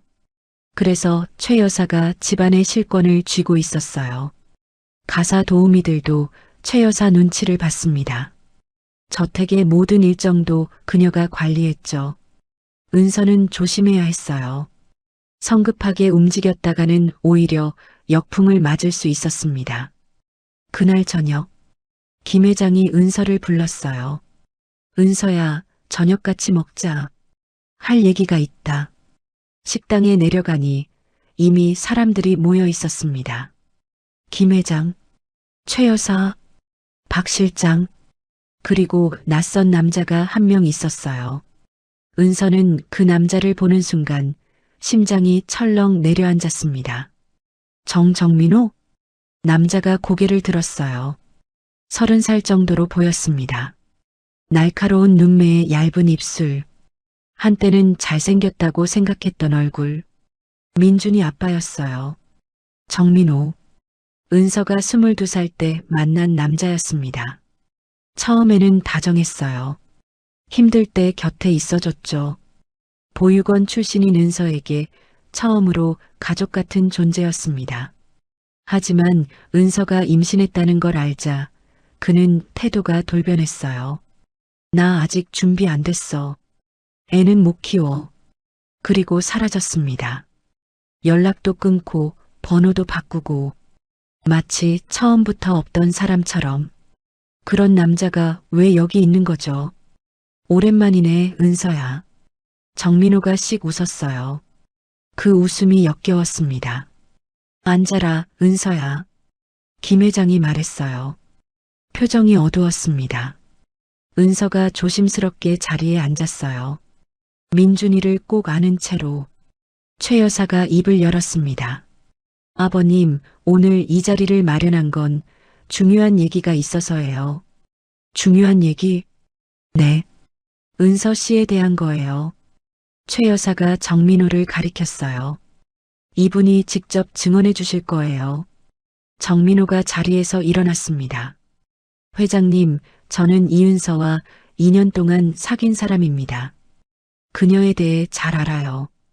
김 회장이 눈을 가늘게 떴어요. 그래서 은서는 솔직히 말씀드리면 꽃뱀입니다. 은서의 얼굴이 새하얗게 질렸어요. 뭐라고요? 부잣집 남자들한테 접근해서 돈을 뜯어내는 여자예요.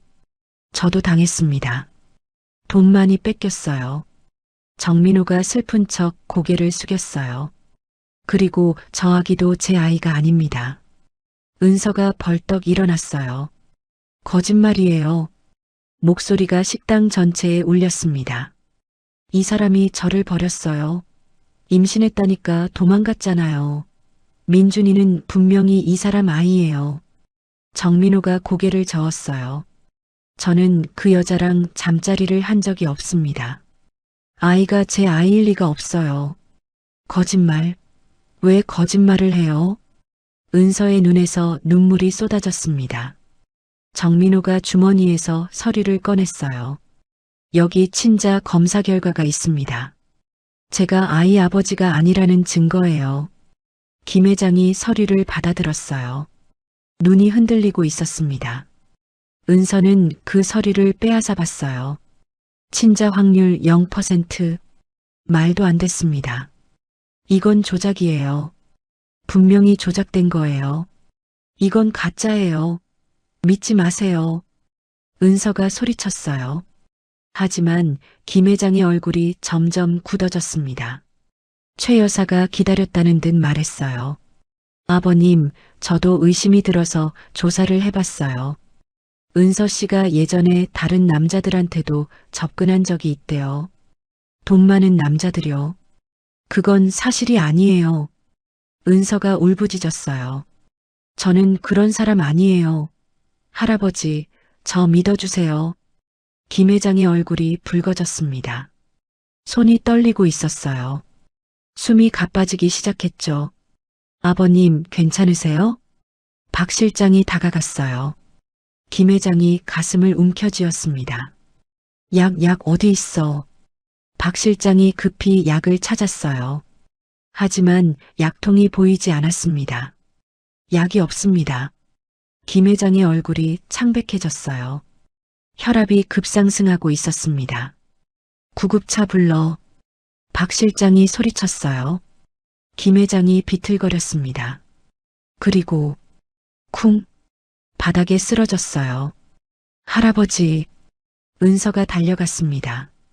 김 회장은 눈을 감은 채 숨을 헐떡이고 있었어요. 안 돼요, 할아버지. 눈 떠요.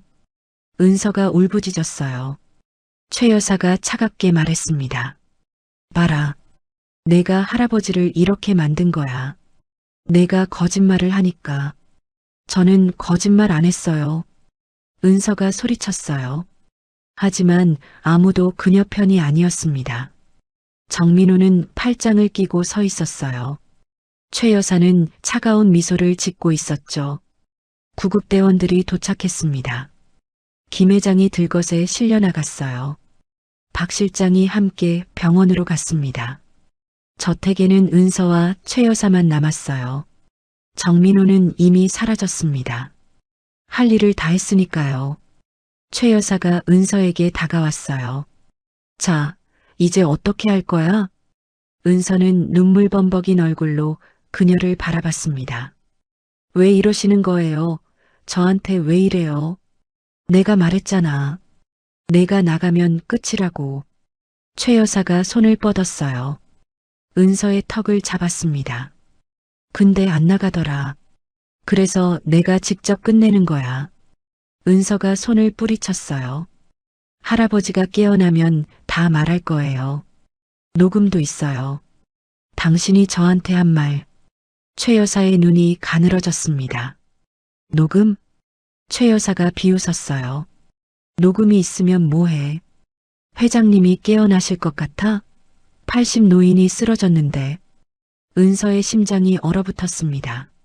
설마 약을 일부러. 뭘 상상하든 내 자유야. 최 여사가 현관문을 열었어요. 자, 나가. 뭐요? 오늘부로 넌 이 집에서 쫓겨나는 거야. 회장님 지시야. 쓰러지기 전에 그렇게 말씀하셨어. 거짓말이에요. 은서가 소리쳤어요. 하지만 최 여사 뒤에 경비원 2명이 서 있었습니다. 짐 챙길 시간 5분 줄게. 안 나가면 경찰 부를 거야. 주거 침입죄로. 은서는 이를 악물었어요. 지금 여기서 버텨봤자 소용없었습니다. 경비원들한테 끌려나가면 민준이가 다칠 수도 있었어요. 은서는 방으로 올라갔습니다. 최소한의 짐만 챙겼어요. 민준이 기저귀와 분유, 갈아입을 옷 한 벌, 그리고 곰인형, 서랍에서 꺼내 가방에 넣었어요. 이것만은 절대 뺏기면 안 됐습니다. 현관문 밖으로 나왔어요.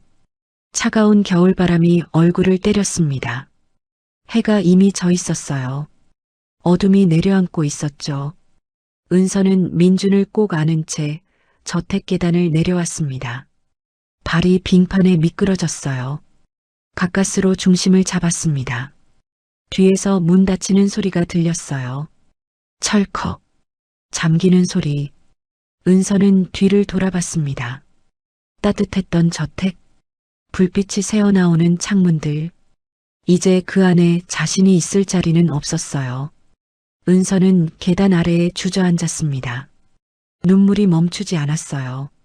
민준이가 칭얼거렸습니다. 추위 때문이었을 거예요. 미안해, 민준아. 엄마가 미안해. 은서는 아기를 품 안에 꼭 감쌌어요. 하늘에서 눈이 내리기 시작했습니다. 하얀 눈송이가 두 모자 위로 떨어졌어요. 차갑고 외로운 밤이었습니다. 눈이 내리고 있었습니다. 은서는 저택 앞 계단에 한참을 앉아 있었어요. 몸이 점점 굳어갔습니다. 민준이가 품 안에서 칭얼거렸어요. 추위를 느끼는 것 같았죠. 조금만 참아, 민준아. 엄마가 어떻게든 할게. 은서가 일어섰습니다. 다리가 후들거렸어요. 어디로 가야 할지 몰랐습니다. 고시원으로 돌아가자. 일단 거기라도. 은서는 휴대전화를 꺼냈어요. 잔액을 확인했습니다. 32,000원.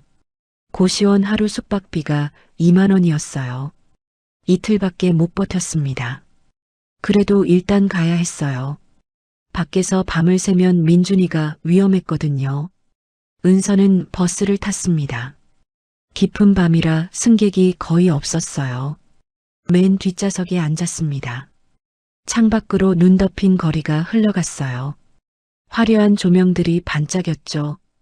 크리스마스가 며칠 안 남았거든요. 가족들이 함께 웃는 계절. 은서에게는 해당 없는 얘기였습니다. 민준이가 잠들었어요. 작은 숨소리가 규칙적으로 들렸죠. 은서는 아기의 얼굴을 내려다봤습니다. 미안해. 목소리가 갈라졌어요. 엄마가 힘이 없어서 미안해. 좋은 거 해주고 싶은데 아무것도 못 해줘서 미안해. 눈물이 뚝뚝 떨어졌습니다. 고시원에 도착했어요. 좁은 방이었습니다. 침대 하나 놓으면 꽉 차는 크기. 하지만 난방은 됐어요. 일단 얼어 죽을 걱정은 없었죠. 은서는 민준이를 침대에 눕혔습니다. 이불을 덮어주고 옆에 누웠어요.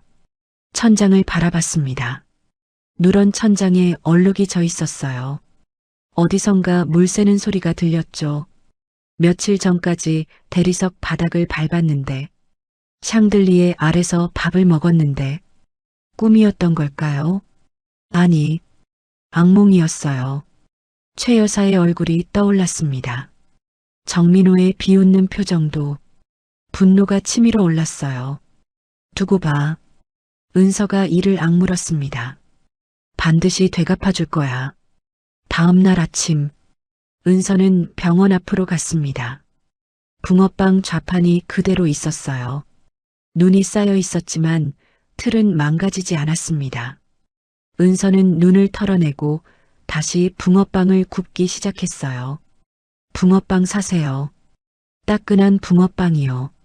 목소리가 갈라졌습니다. 추위에 입술이 텄거든요. 민준이는 등에 엎여 있었어요. 아기띠로 꽁꽁 감싸뒀습니다. 지나가는 사람들이 몇 명 멈췄어요. 붕어빵을 사갔죠. 1,000원, 2,000원, 5,000원. 조금씩 돈이 모였습니다. 점심때쯤이었어요. 낯익은 사람이 다가왔습니다. 검은 코트의 단정한 모습. 박 실장이었어요. 은서의 눈이 커졌습니다. 박 실장님? 박 실장이 주변을 살폈어요. 아무도 없는 걸 확인하고 말했습니다. 아가씨, 시간 좀 내시겠습니까? 무슨 일이세요? 저 쫓아내신 거 아니에요? 은서의 목소리가 날카로웠습니다. 박 실장이 고개를 저었어요. 저는 아무것도 모르고 있었습니다. 회장님 모시고 병원 갔다가 돌아오니까 아가씨가 쫓겨났더군요. 그래서요? 드릴 말씀이 있습니다. 중요한 겁니다. 박 실장이 근처 카페로 안내했어요. 따뜻한 실내로 들어가니 얼었던 몸이 녹기 시작했습니다. 은서는 민준이를 무릎에 앉혔어요. 아기가 주변을 두리번거렸죠. 박 실장이 커피를 2잔 시켰습니다. 은서 앞에 따뜻한 코코아도 놓았어요. 드세요. 몸 좀 녹이시고. 은서는 경계하는 눈빛으로 그를 봤습니다. 왜 이러세요? 최 여사 편 아니에요? 저는 회장님 사람입니다. 최 여사 편인 적 없습니다. 박 실장의 목소리가 단호했어요. 그리고 아가씨께 드릴 게 있습니다.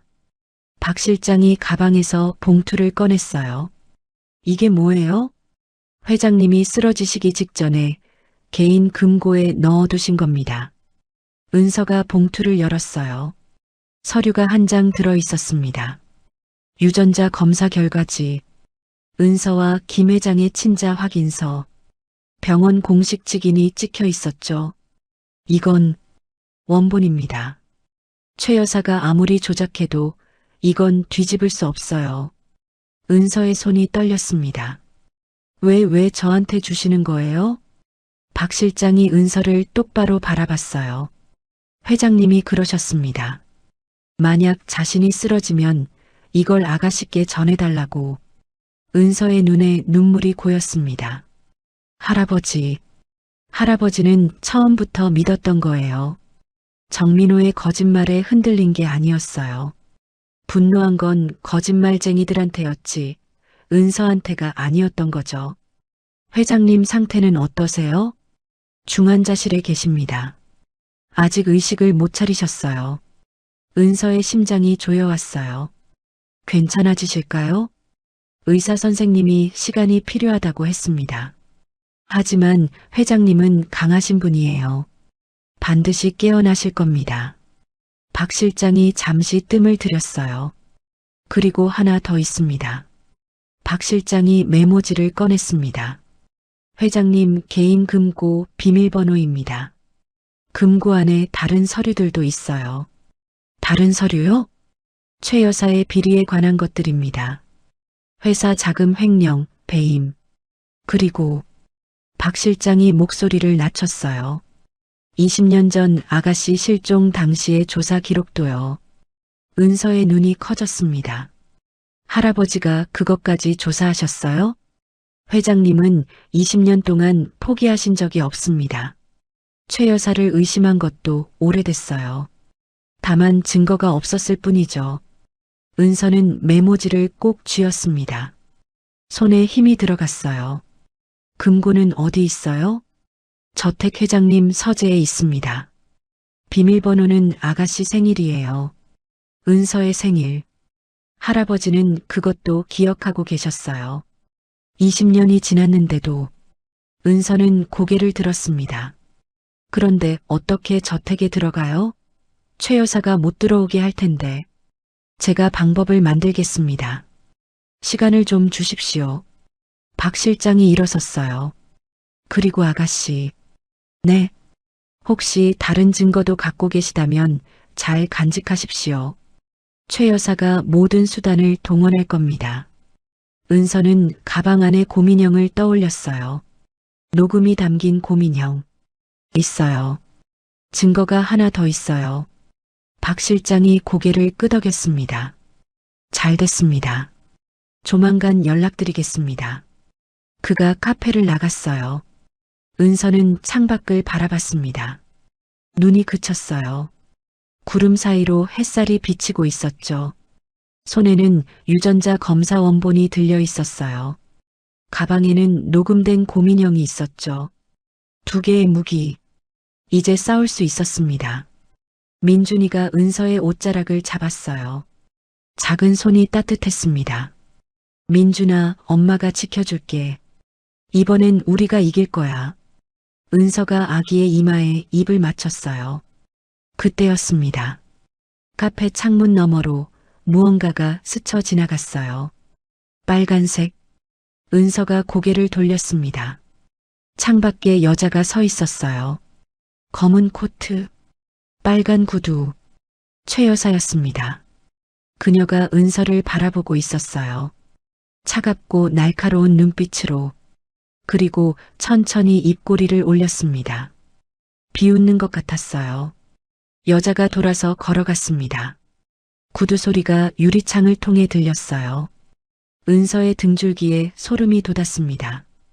쫓기고 있었어요. 감시당하고 있었어요. 하지만 은서는 눈을 피하지 않았습니다. 이번엔 달랐어요. 도망치지 않을 거예요. 최 여사의 뒷모습이 사라질 때까지 은서는 그녀를 똑바로 바라봤습니다. 며칠이 지났습니다. 은서는 고시원에서 버티고 있었어요. 낮에는 붕어빵을 팔고 밤에는 민준이를 돌봤죠. 박 실장의 연락을 기다렸습니다. 저택에 들어갈 방법, 금고를 열 기회. 그게 필요했어요. 민준이의 상태는 좋지 않았습니다. 기침이 잦아졌고 열이 오르락 내리락 했어요. 수술이 급했습니다. 하지만 돈이 없었죠. 은서는 하루하루 조바심이 났어요. 그날 저녁 휴대전화가 울렸습니다. 박 실장이었어요. 아가씨, 내일 밤입니다. 주주총회 전날이라 최 여사가 바빠요. 저택을 비울 겁니다. 은서의 심장이 뛰었어요. 그럼 그때 들어가면 되는 거죠? 네. 제가 후문을 열어두겠습니다. 밤 9시에 오세요. 알겠어요. 전화가 끊겼습니다. 은서는 민준이를 내려다봤어요. 아기가 힘겹게 숨을 쉬고 있었죠. 조금만 참아, 민준아. 엄마가 다 해결할게.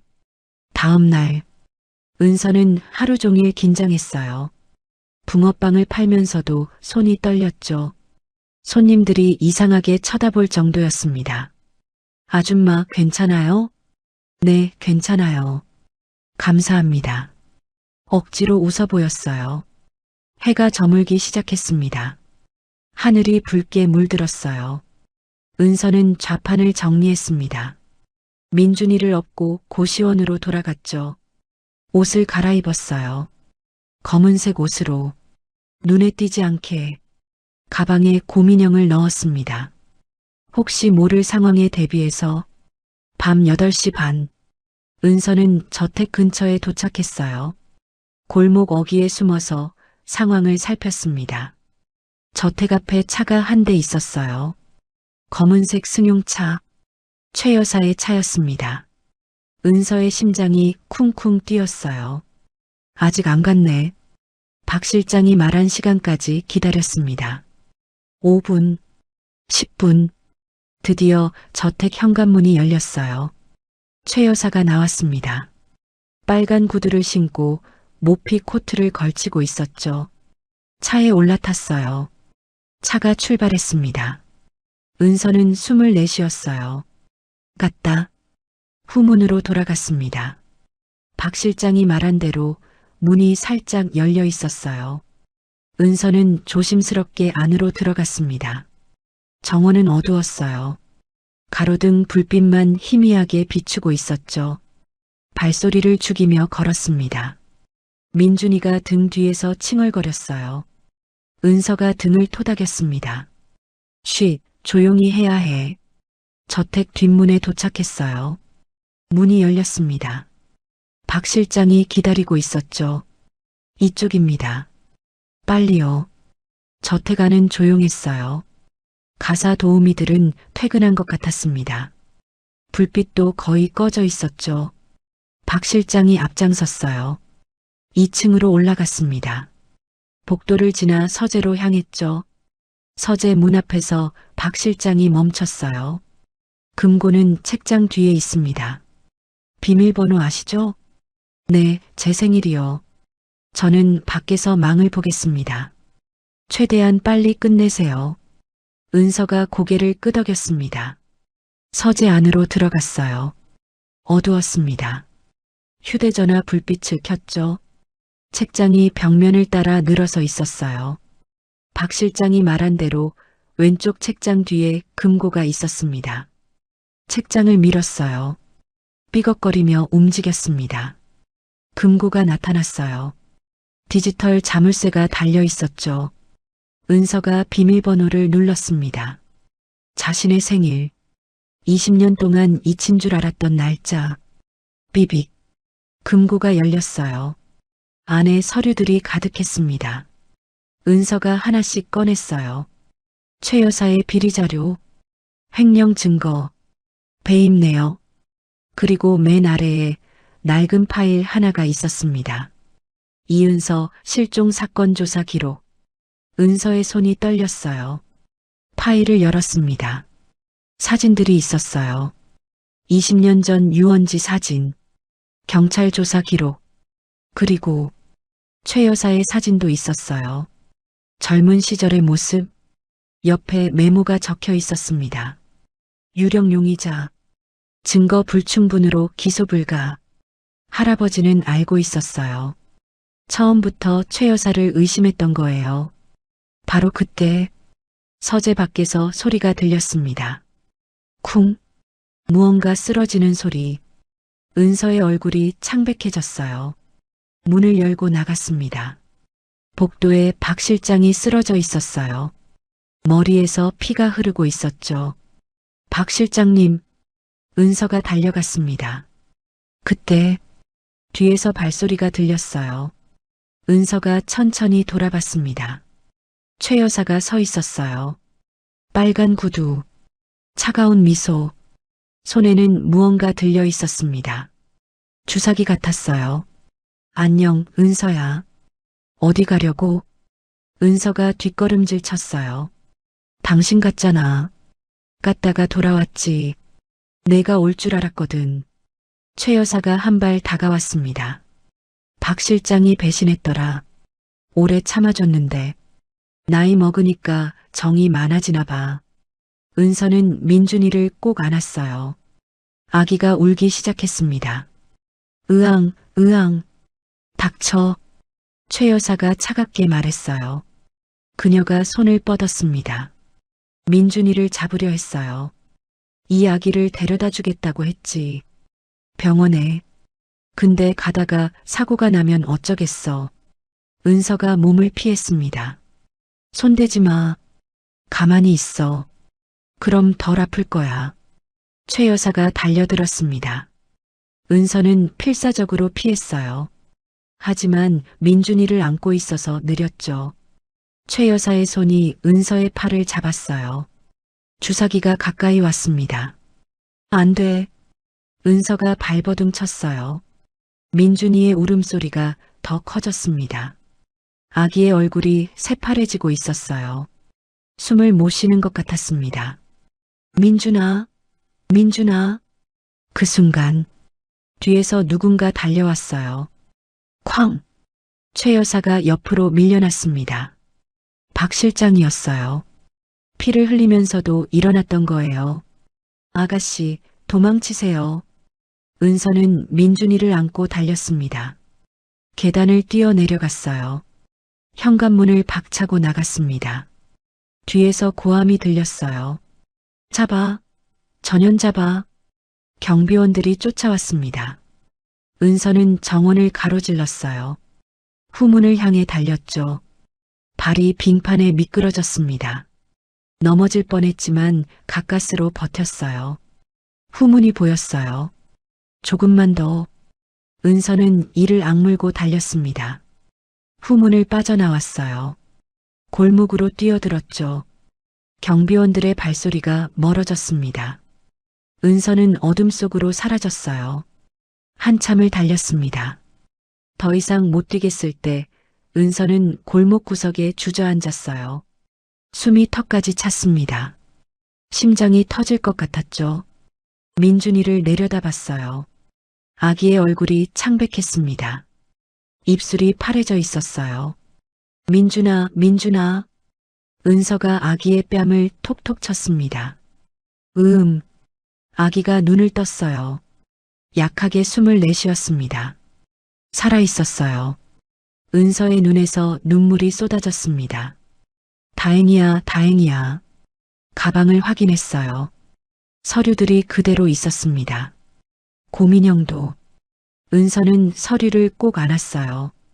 유전자 검사 원본, 최 여사의 비리 자료, 실종 사건 기록, 그리고 녹음된 고민형.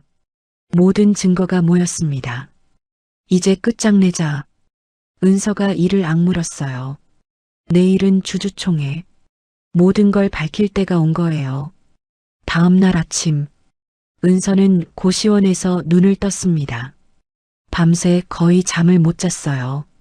최 여사에게 쫓기던 기억이 머릿속에서 떠나지 않았죠. 민준이는 옆에서 자고 있었습니다. 어젯밤 힘들었는지 깊이 잠들어 있었어요. 은서는 아기의 이마를 만져봤습니다. 열은 없었어요. 다행이었습니다. 오늘은 주주총회 날이었어요. 최 여사가 회장 대행 취임을 선언하는 날. 은서는 그 자리에 가야 했습니다. 모든 진실을 밝혀야 했어요. 가방을 열어 확인했습니다. 유전자 검사 원본, 최 여사의 비리 자료, 실종 사건 기록, 그리고 고민형. 모든 게 그대로였어요. 오전 10시 대성그룹 본사 앞에 도착했습니다. 거대한 빌딩이 하늘을 찌르고 있었어요. 유리 외벽이 햇빛에 반짝였죠. 사람들이 분주하게 오가고 있었습니다. 양복을 입은 남자들, 정장 차림의 여자들, 은서는 그 사이에서 초라해 보였어요. 낡은 코트에 허름한 가방, 등에는 아기까지 업고 있었죠. 경비원이 다가왔습니다. 실례합니다. 무슨 일이시죠? 주주총회에 참석하려고요. 주주총회는 관계자만 입장 가능합니다. 초대장 있으세요? 초대장? 당연히 없었어요. 은서는 어떻게 해야 할지 몰랐습니다. 바로 그때 뒤에서 누군가 불렀어요. 아가씨. 돌아보니 박 실장이었습니다. 머리에 붕대를 감고 있었어요. 어젯밤 다친 상처였죠. 하지만 눈빛은 또렷했습니다. 괜찮으세요? 어젯밤에. 괜찮습니다. 걱정 마세요. 박 실장이 경비원에게 말했어요. 이분은 저와 함께 온 겁니다. 통과시켜 주세요. 경비원이 고개를 끄덕였습니다. 은서는 박 실장을 따라 안으로 들어갔어요. 엘리베이터를 탔습니다. 52층, 주주총회가 열리는 층이었어요. 박 실장이 낮은 목소리로 말했습니다. 회장님이 깨어나셨습니다. 은서의 눈이 커졌어요. 정말요? 네. 오늘 새벽에요. 의사들도 놀랐습니다. 은서의 가슴이 뛰었어요. 할아버지가 깨어났어요. 지금 어디 계세요? 곧 오실 겁니다. 휠체어를 타고. 박 실장이 은서를 바라봤어요. 아가씨, 준비되셨습니까? 네. 준비됐어요. 은서의 목소리가 단호했습니다. 엘리베이터 문이 열렸어요. 주주총회장은 넓었습니다. 수백 명의 사람들이 앉아 있었어요. 양복 입은 남자들, 서류를 들고 있는 비서들, 앞쪽에는 높은 단상이 있었습니다.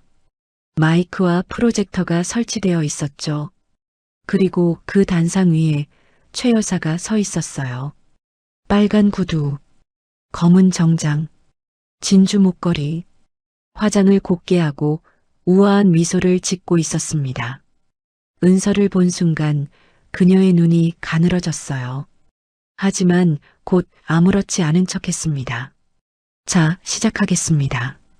최 여사의 목소리가 회의장에 울렸어요.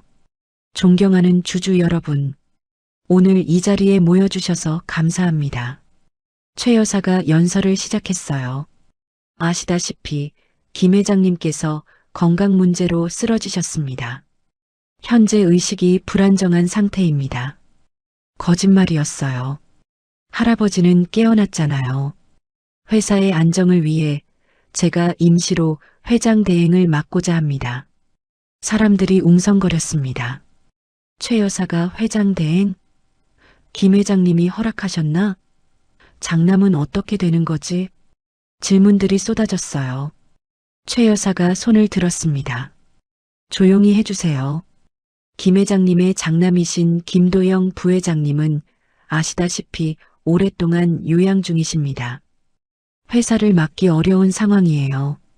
은서는 주먹을 꽉 쥐었습니다. 저 여자가 저렇게 당당하게 서 있다니. 사람을 버리고 협박하고 죽이려 했던 여자가. 박 실장이 은서에게 고개를 끄덕였어요. 지금이에요. 은서가 한 발 앞으로 나섰습니다. 잠깐만요. 목소리가 회의장에 울렸어요. 사람들이 일제히 돌아봤습니다. 수백 개의 시선이 은서에게 쏠렸죠. 최 여사의 얼굴이 굳어졌어요. 저 여자는 누구야? 아기를 업고 있네. 경비원은 뭐해? 웅성거리는 소리가 커졌습니다. 은서는 당당하게 걸어갔어요. 심장이 미친 듯이 뛰었습니다. 다리가 떨렸어요. 하지만 멈추지 않았습니다. 단상 앞에 섰어요. 최 여사와 눈이 마주쳤습니다.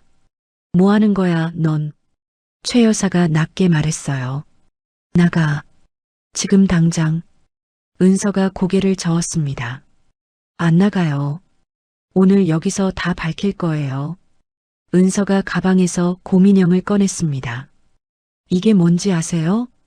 최 여사의 얼굴이 창백해졌어요. 은서가 고민형의 버튼을 눌렀습니다. 치직. 잡음이 들리더니 목소리가 흘러나왔어요. 20년 전 유원지. 널 데려다 버린 건 나야. 회의장이 조용해졌습니다. 숨소리도 들리지 않았어요. 3일 줄게. 3일 안에 결정해. 나가든지 아니면 아기부터 없어지든지. 최 여사의 목소리 또렷하게 녹음되어 있었습니다. 웅성거림이 커졌어요. 저게 최 여사 목소리야? 아이를 버렸다고? 협박까지? 최 여사의 얼굴이 불그락푸르락했습니다. 저건 조작이야. 저 여자가 만든 거라고. 바로 그때 회의장 뒷문이 열렸습니다. 웅장한 소리가 울렸어요. 사람들이 돌아봤습니다. 휠체어를 탄 노인이 들어오고 있었어요. 김 회장이었습니다. 얼굴이 창백했지만 눈빛은 살아있었습니다. 형형하게 빛나고 있었어요. 회장님, 김 회장님이시다. 깨어나신 거야? 사람들이 술렁였습니다. 박 실장이 휠체어를 밀고 있었어요. 김 회장이 천천히 앞으로 나왔습니다. 단상 앞에서 멈췄어요. 최 여사를 올려다봤습니다. 최 여사, 김 회장의 목소리가 낮게 울렸어요. 회의장 전체가 숨을 죽였습니다. 네, 그래. 최 여사가 억지로 웃었어요. 아버님, 일어나셨군요. 건강히 많이. 닥쳐. 김 회장이 차갑게 말했습니다. 최 여사의 웃음이 굳어졌어요. 방금 그 녹음. 내 목소리가 맞지? 그건 조작이에요. 저 여자가. 거짓말 마라. 김 회장이 고함을 질렀어요. 회의장이 쩌렁쩌렁 울렸습니다. 20년 전 내 손녀를 버린 게 너라는 걸 알고 있었다. 증거가 없어서 참았을 뿐이야. 은서가 서류들을 꺼냈습니다. 여기 증거가 있어요. 유전자 검사 원본, 최 여사의 비리 자료, 실종 사건 기록, 단상 위 프로젝터에 서류들이 비춰졌어요. 이건 유전자 검사 원본입니다. 제가 김 회장님의 친손녀라는 증거예요. 사람들이 웅성거렸습니다. 그리고 이건 최 여사의 횡령 내역이에요. 회사 자금을 빼돌린 기록이죠. 숫자들이 화면에 나타났어요. 엄청난 금액이었습니다. 마지막으로 이건 20년 전 제 실종 사건 기록이에요. 최 여사가 유력한 용의자였습니다. 최 여사의 얼굴이 새하얗게 질렸어요. 이건 다 거짓말이야. 그녀가 소리쳤습니다. 저 여자가 꾸민 거라고. 나를 모함하려는 거야. 김 회장이 휠체어에서 일어섰습니다. 비틀거렸지만 박 실장이 부축했어요. 최 여사. 김 회장이 한 발 다가갔습니다. 넌 20년 전에 내 손녀를 버렸어. 내 살배기 아이를 유원지에 버렸지. 그리고 며칠 전 다시 내 손녀를 죽이려 했어. 그 아기까지. 김 회장이 손을 들어 최 여사를 가리켰어요. 내 손녀를 2번 죽이려 한 마녀를 끌어내라. 회의장이 술렁였습니다. 경비원들이 다가왔어요. 최 여사가 뒷걸음질 쳤습니다. 손대지 마. 내가 누군지 알아? 하지만 아무도 그녀 편이 아니었어요. 경비원들이 최 여사의 팔을 잡았습니다. 이것들아. 최 여사가 발버둥 쳤어요. 빨간 구두 한 짝이 벗겨졌습니다. 바닥에 굴러갔어요. 회장님, 저는 아무 잘못도 안 했어요. 이건 다 오해예요. 김 회장은 대답하지 않았습니다. 냉정한 눈으로 그녀를 바라볼 뿐이었어요. 경찰이 도착했습니다. 누군가 미리 신고한 것 같았어요. 최은주 씨, 유괴 및 살인미수 혐의로 체포합니다. 경찰이 최 여사에게 수갑을 채웠어요.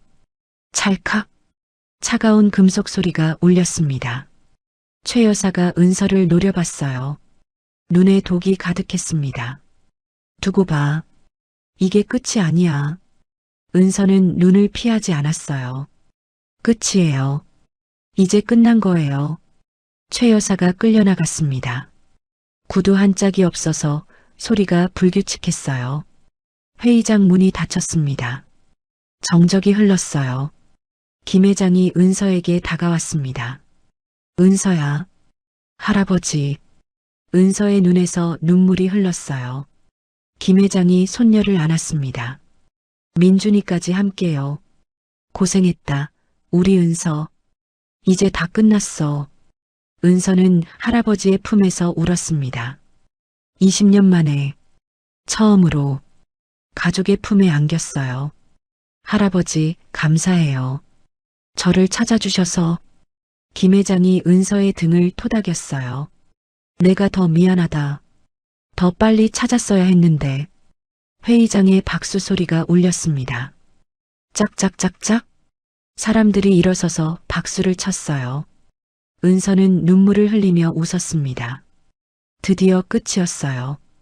1년이 지났습니다. 계절이 바뀌고 또 바뀌었어요. 차가운 겨울이 지나고 따뜻한 봄이 왔습니다. 여름에 뜨거운 햇살이 내리쬐다가 서늘한 가을바람이 불었죠. 그리고 다시 겨울이 찾아왔어요. 하지만 이번 겨울은 달랐습니다. 은서에게는 더 이상 춥지 않았어요. 서울 시내의 한 건물. 희망둥지라는 간판이 걸려 있었습니다. 미혼모 지원센터였어요. 은서가 직접 만든 곳이었죠.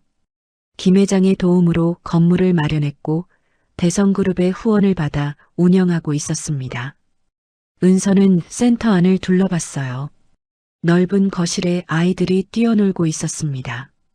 엄마들은 소파에 앉아 이야기를 나누고 있었죠. 따뜻했어요. 평화로웠습니다. 은서 씨, 여기 서류요. 직원이 다가왔어요. 아, 고마워요. 은서가 서류를 받아들었습니다. 새로 입소하는 엄마들의 명단이었어요. 이번 달에만 5명. 모두 갈 곳이 없는 미혼모들이었죠. 은서는 창밖을 바라봤습니다. 1년 전에 자신이 떠올랐어요. 한겨울 새벽, 대학병원 앞 골목, 붕어빵 틀 앞에서 떨고 있던 자신. 그때는 내일이 보이지 않았습니다. 희망이라는 게 없었어요. 하지만 지금은 달랐습니다. 은서 씨, 뒤에서 목소리가 들렸어요. 돌아보니 젊은 엄마가 서 있었습니다. 21살, 배가 불룩했어요. 저 붕어빵 배우고 싶어요. 은서 씨처럼요. 은서가 미소를 지었습니다. 그래요? 그럼 내일부터 시작할까요? 희망둥지에서는 붕어빵 기술을 가르쳤어요. 은서의 아이디어였습니다. 미혼모들이 자립할 수 있도록 기술을 가르쳐주는 거였죠. 붕어빵은 시작하기 쉬웠어요. 재료비도 적게 들었고 어디서든 팔 수 있었죠.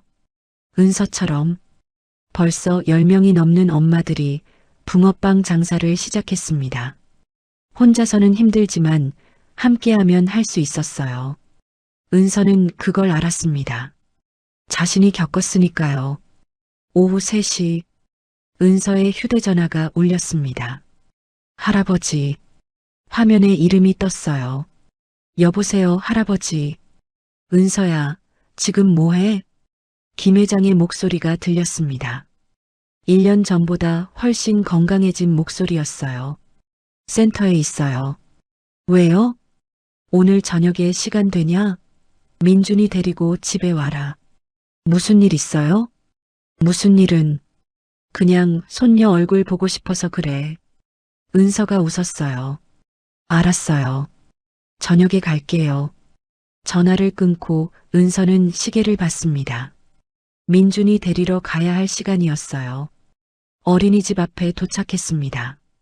문이 열리고 아이들이 우르르 쏟아져 나왔어요. 엄마, 민준이가 달려왔습니다. 22개월. 이제 제법 뛰어다닐 수 있었어요. 은서가 아이를 안아 올렸습니다. 우리 민준이 오늘 뭐 했어? 그림 그렸어요. 붕어빵 그렸어요. 민준이가 종이를 내밀었어요. 노란 붕어빵 그림이 그려져 있었습니다. 삐뚤빼뚤했지만 귀여웠어요. 우와, 잘 그렸네. 우리 민준이 천재다. 은서가 아이의 볼에 뽀뽀를 했어요. 민준이가 깔깔 웃었습니다. 민준이는 건강했어요. 1년 전 수술을 성공적으로 마쳤거든요. 김 회장이 최고의 의료진을 붙여줬습니다. 돈도 시간도 아끼지 않았죠. 수술은 8시간이나 걸렸어요. 은서는 수술실 앞에서 꼬박 기다렸습니다. 울고 또 울었죠. 수술이 끝나고 의사가 나왔을 때 성공입니다. 그 한마디에 은서는 주저앉았어요. 감사의 눈물을 흘렸습니다. 그 후로 민준이는 빠르게 회복했어요. 지금은 또래 아이들과 똑같이 뛰어놀았죠. 심장에 있던 구멍은 이제 완전히 막혔습니다. 기적 같은 일이었어요. 저녁 무렵 은서와 민준이는 저택에 도착했습니다. 1년 전과 똑같은 대저택. 하지만 분위기는 완전히 달랐어요. 현관문이 활짝 열렸습니다. 어서 와라, 은서야. 김 회장이 직접 마중 나왔어요. 휠체어는 이제 타지 않았습니다. 지팡이를 짚고 걸었죠. 건강이 많이 회복됐어요. 할아버지, 민준이가 달려갔습니다. 김 회장이 아이를 안아 올렸어요. 우리 민준이 많이 컸네. 무거워졌어. 할아버지, 붕어빵 먹고 싶어요. 그래, 할아버지가 사줄까? 네. 민준이가 환하게 웃었습니다. 저택 안으로 들어갔어요. 거실에 따뜻한 불빛이 켜져 있었습니다. 테이블 위에는 음식들이 차려져 있었죠. 그리고 테이블 한가운데에 붕어빵이 수북이 쌓여 있었어요. 은서의 눈이 커졌습니다. 이게 뭐예요? 내가 좋아하잖아. 붕어빵. 김 회장이 웃었어요. 오늘이 무슨 날인지 알지? 은서가 고개를 갸웃거렸습니다. 무슨 날이요? 1년 전 오늘. 내가 널 찾은 날이야. 은서의 가슴이 뭉클해졌어요. 1년 전, 바로 이맘때였습니다. 한겨울밤, 붕어빵 틀 앞에서 울고 있을 때 허름한 옷을 입은 노인이 다가왔죠. 그게 시작이었어요. 할아버지, 은서의 눈에 눈물이 고였습니다. 울긴 왜 울어? 오늘은 기쁜 날인데.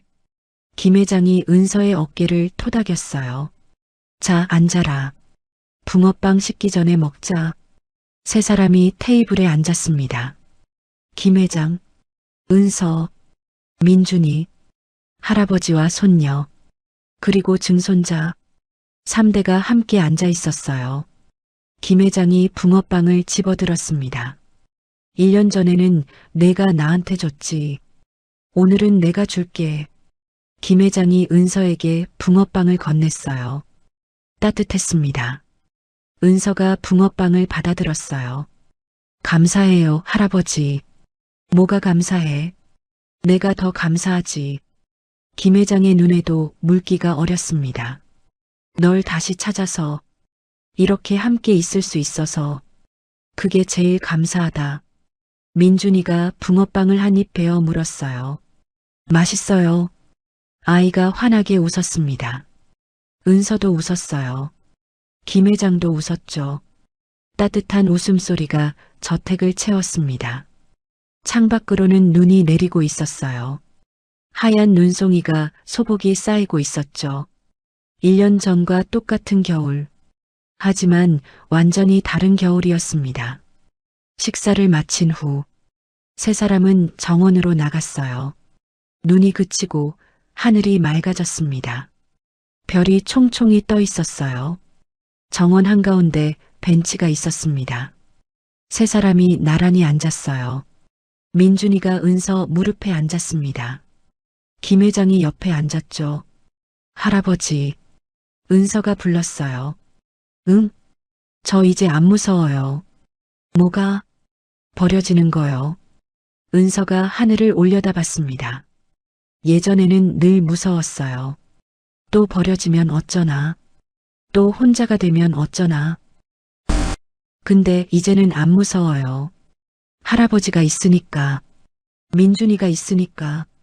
김 회장이 은서의 손을 잡았어요. 거칠고 주름진 손. 하지만 따뜻한 손이었습니다. 은서야. 네, 할아버지. 늦었지만 이제라도 지킬 수 있어서 다행이다. 김 회장의 목소리가 떨렸어요. 앞으로는 내가 지켜줄게. 다시는 널 잃어버리지 않을 거야. 은서가 고개를 끄덕였습니다. 눈물이 볼을 타고 흘러내렸어요. 하지만 슬픈 눈물이 아니었습니다. 행복한 눈물이었어요. 민준이가 고개를 들었습니다. 엄마, 왜 울어요? 응? 엄마 안 울어. 울잖아요. 이건 기쁜 눈물이야.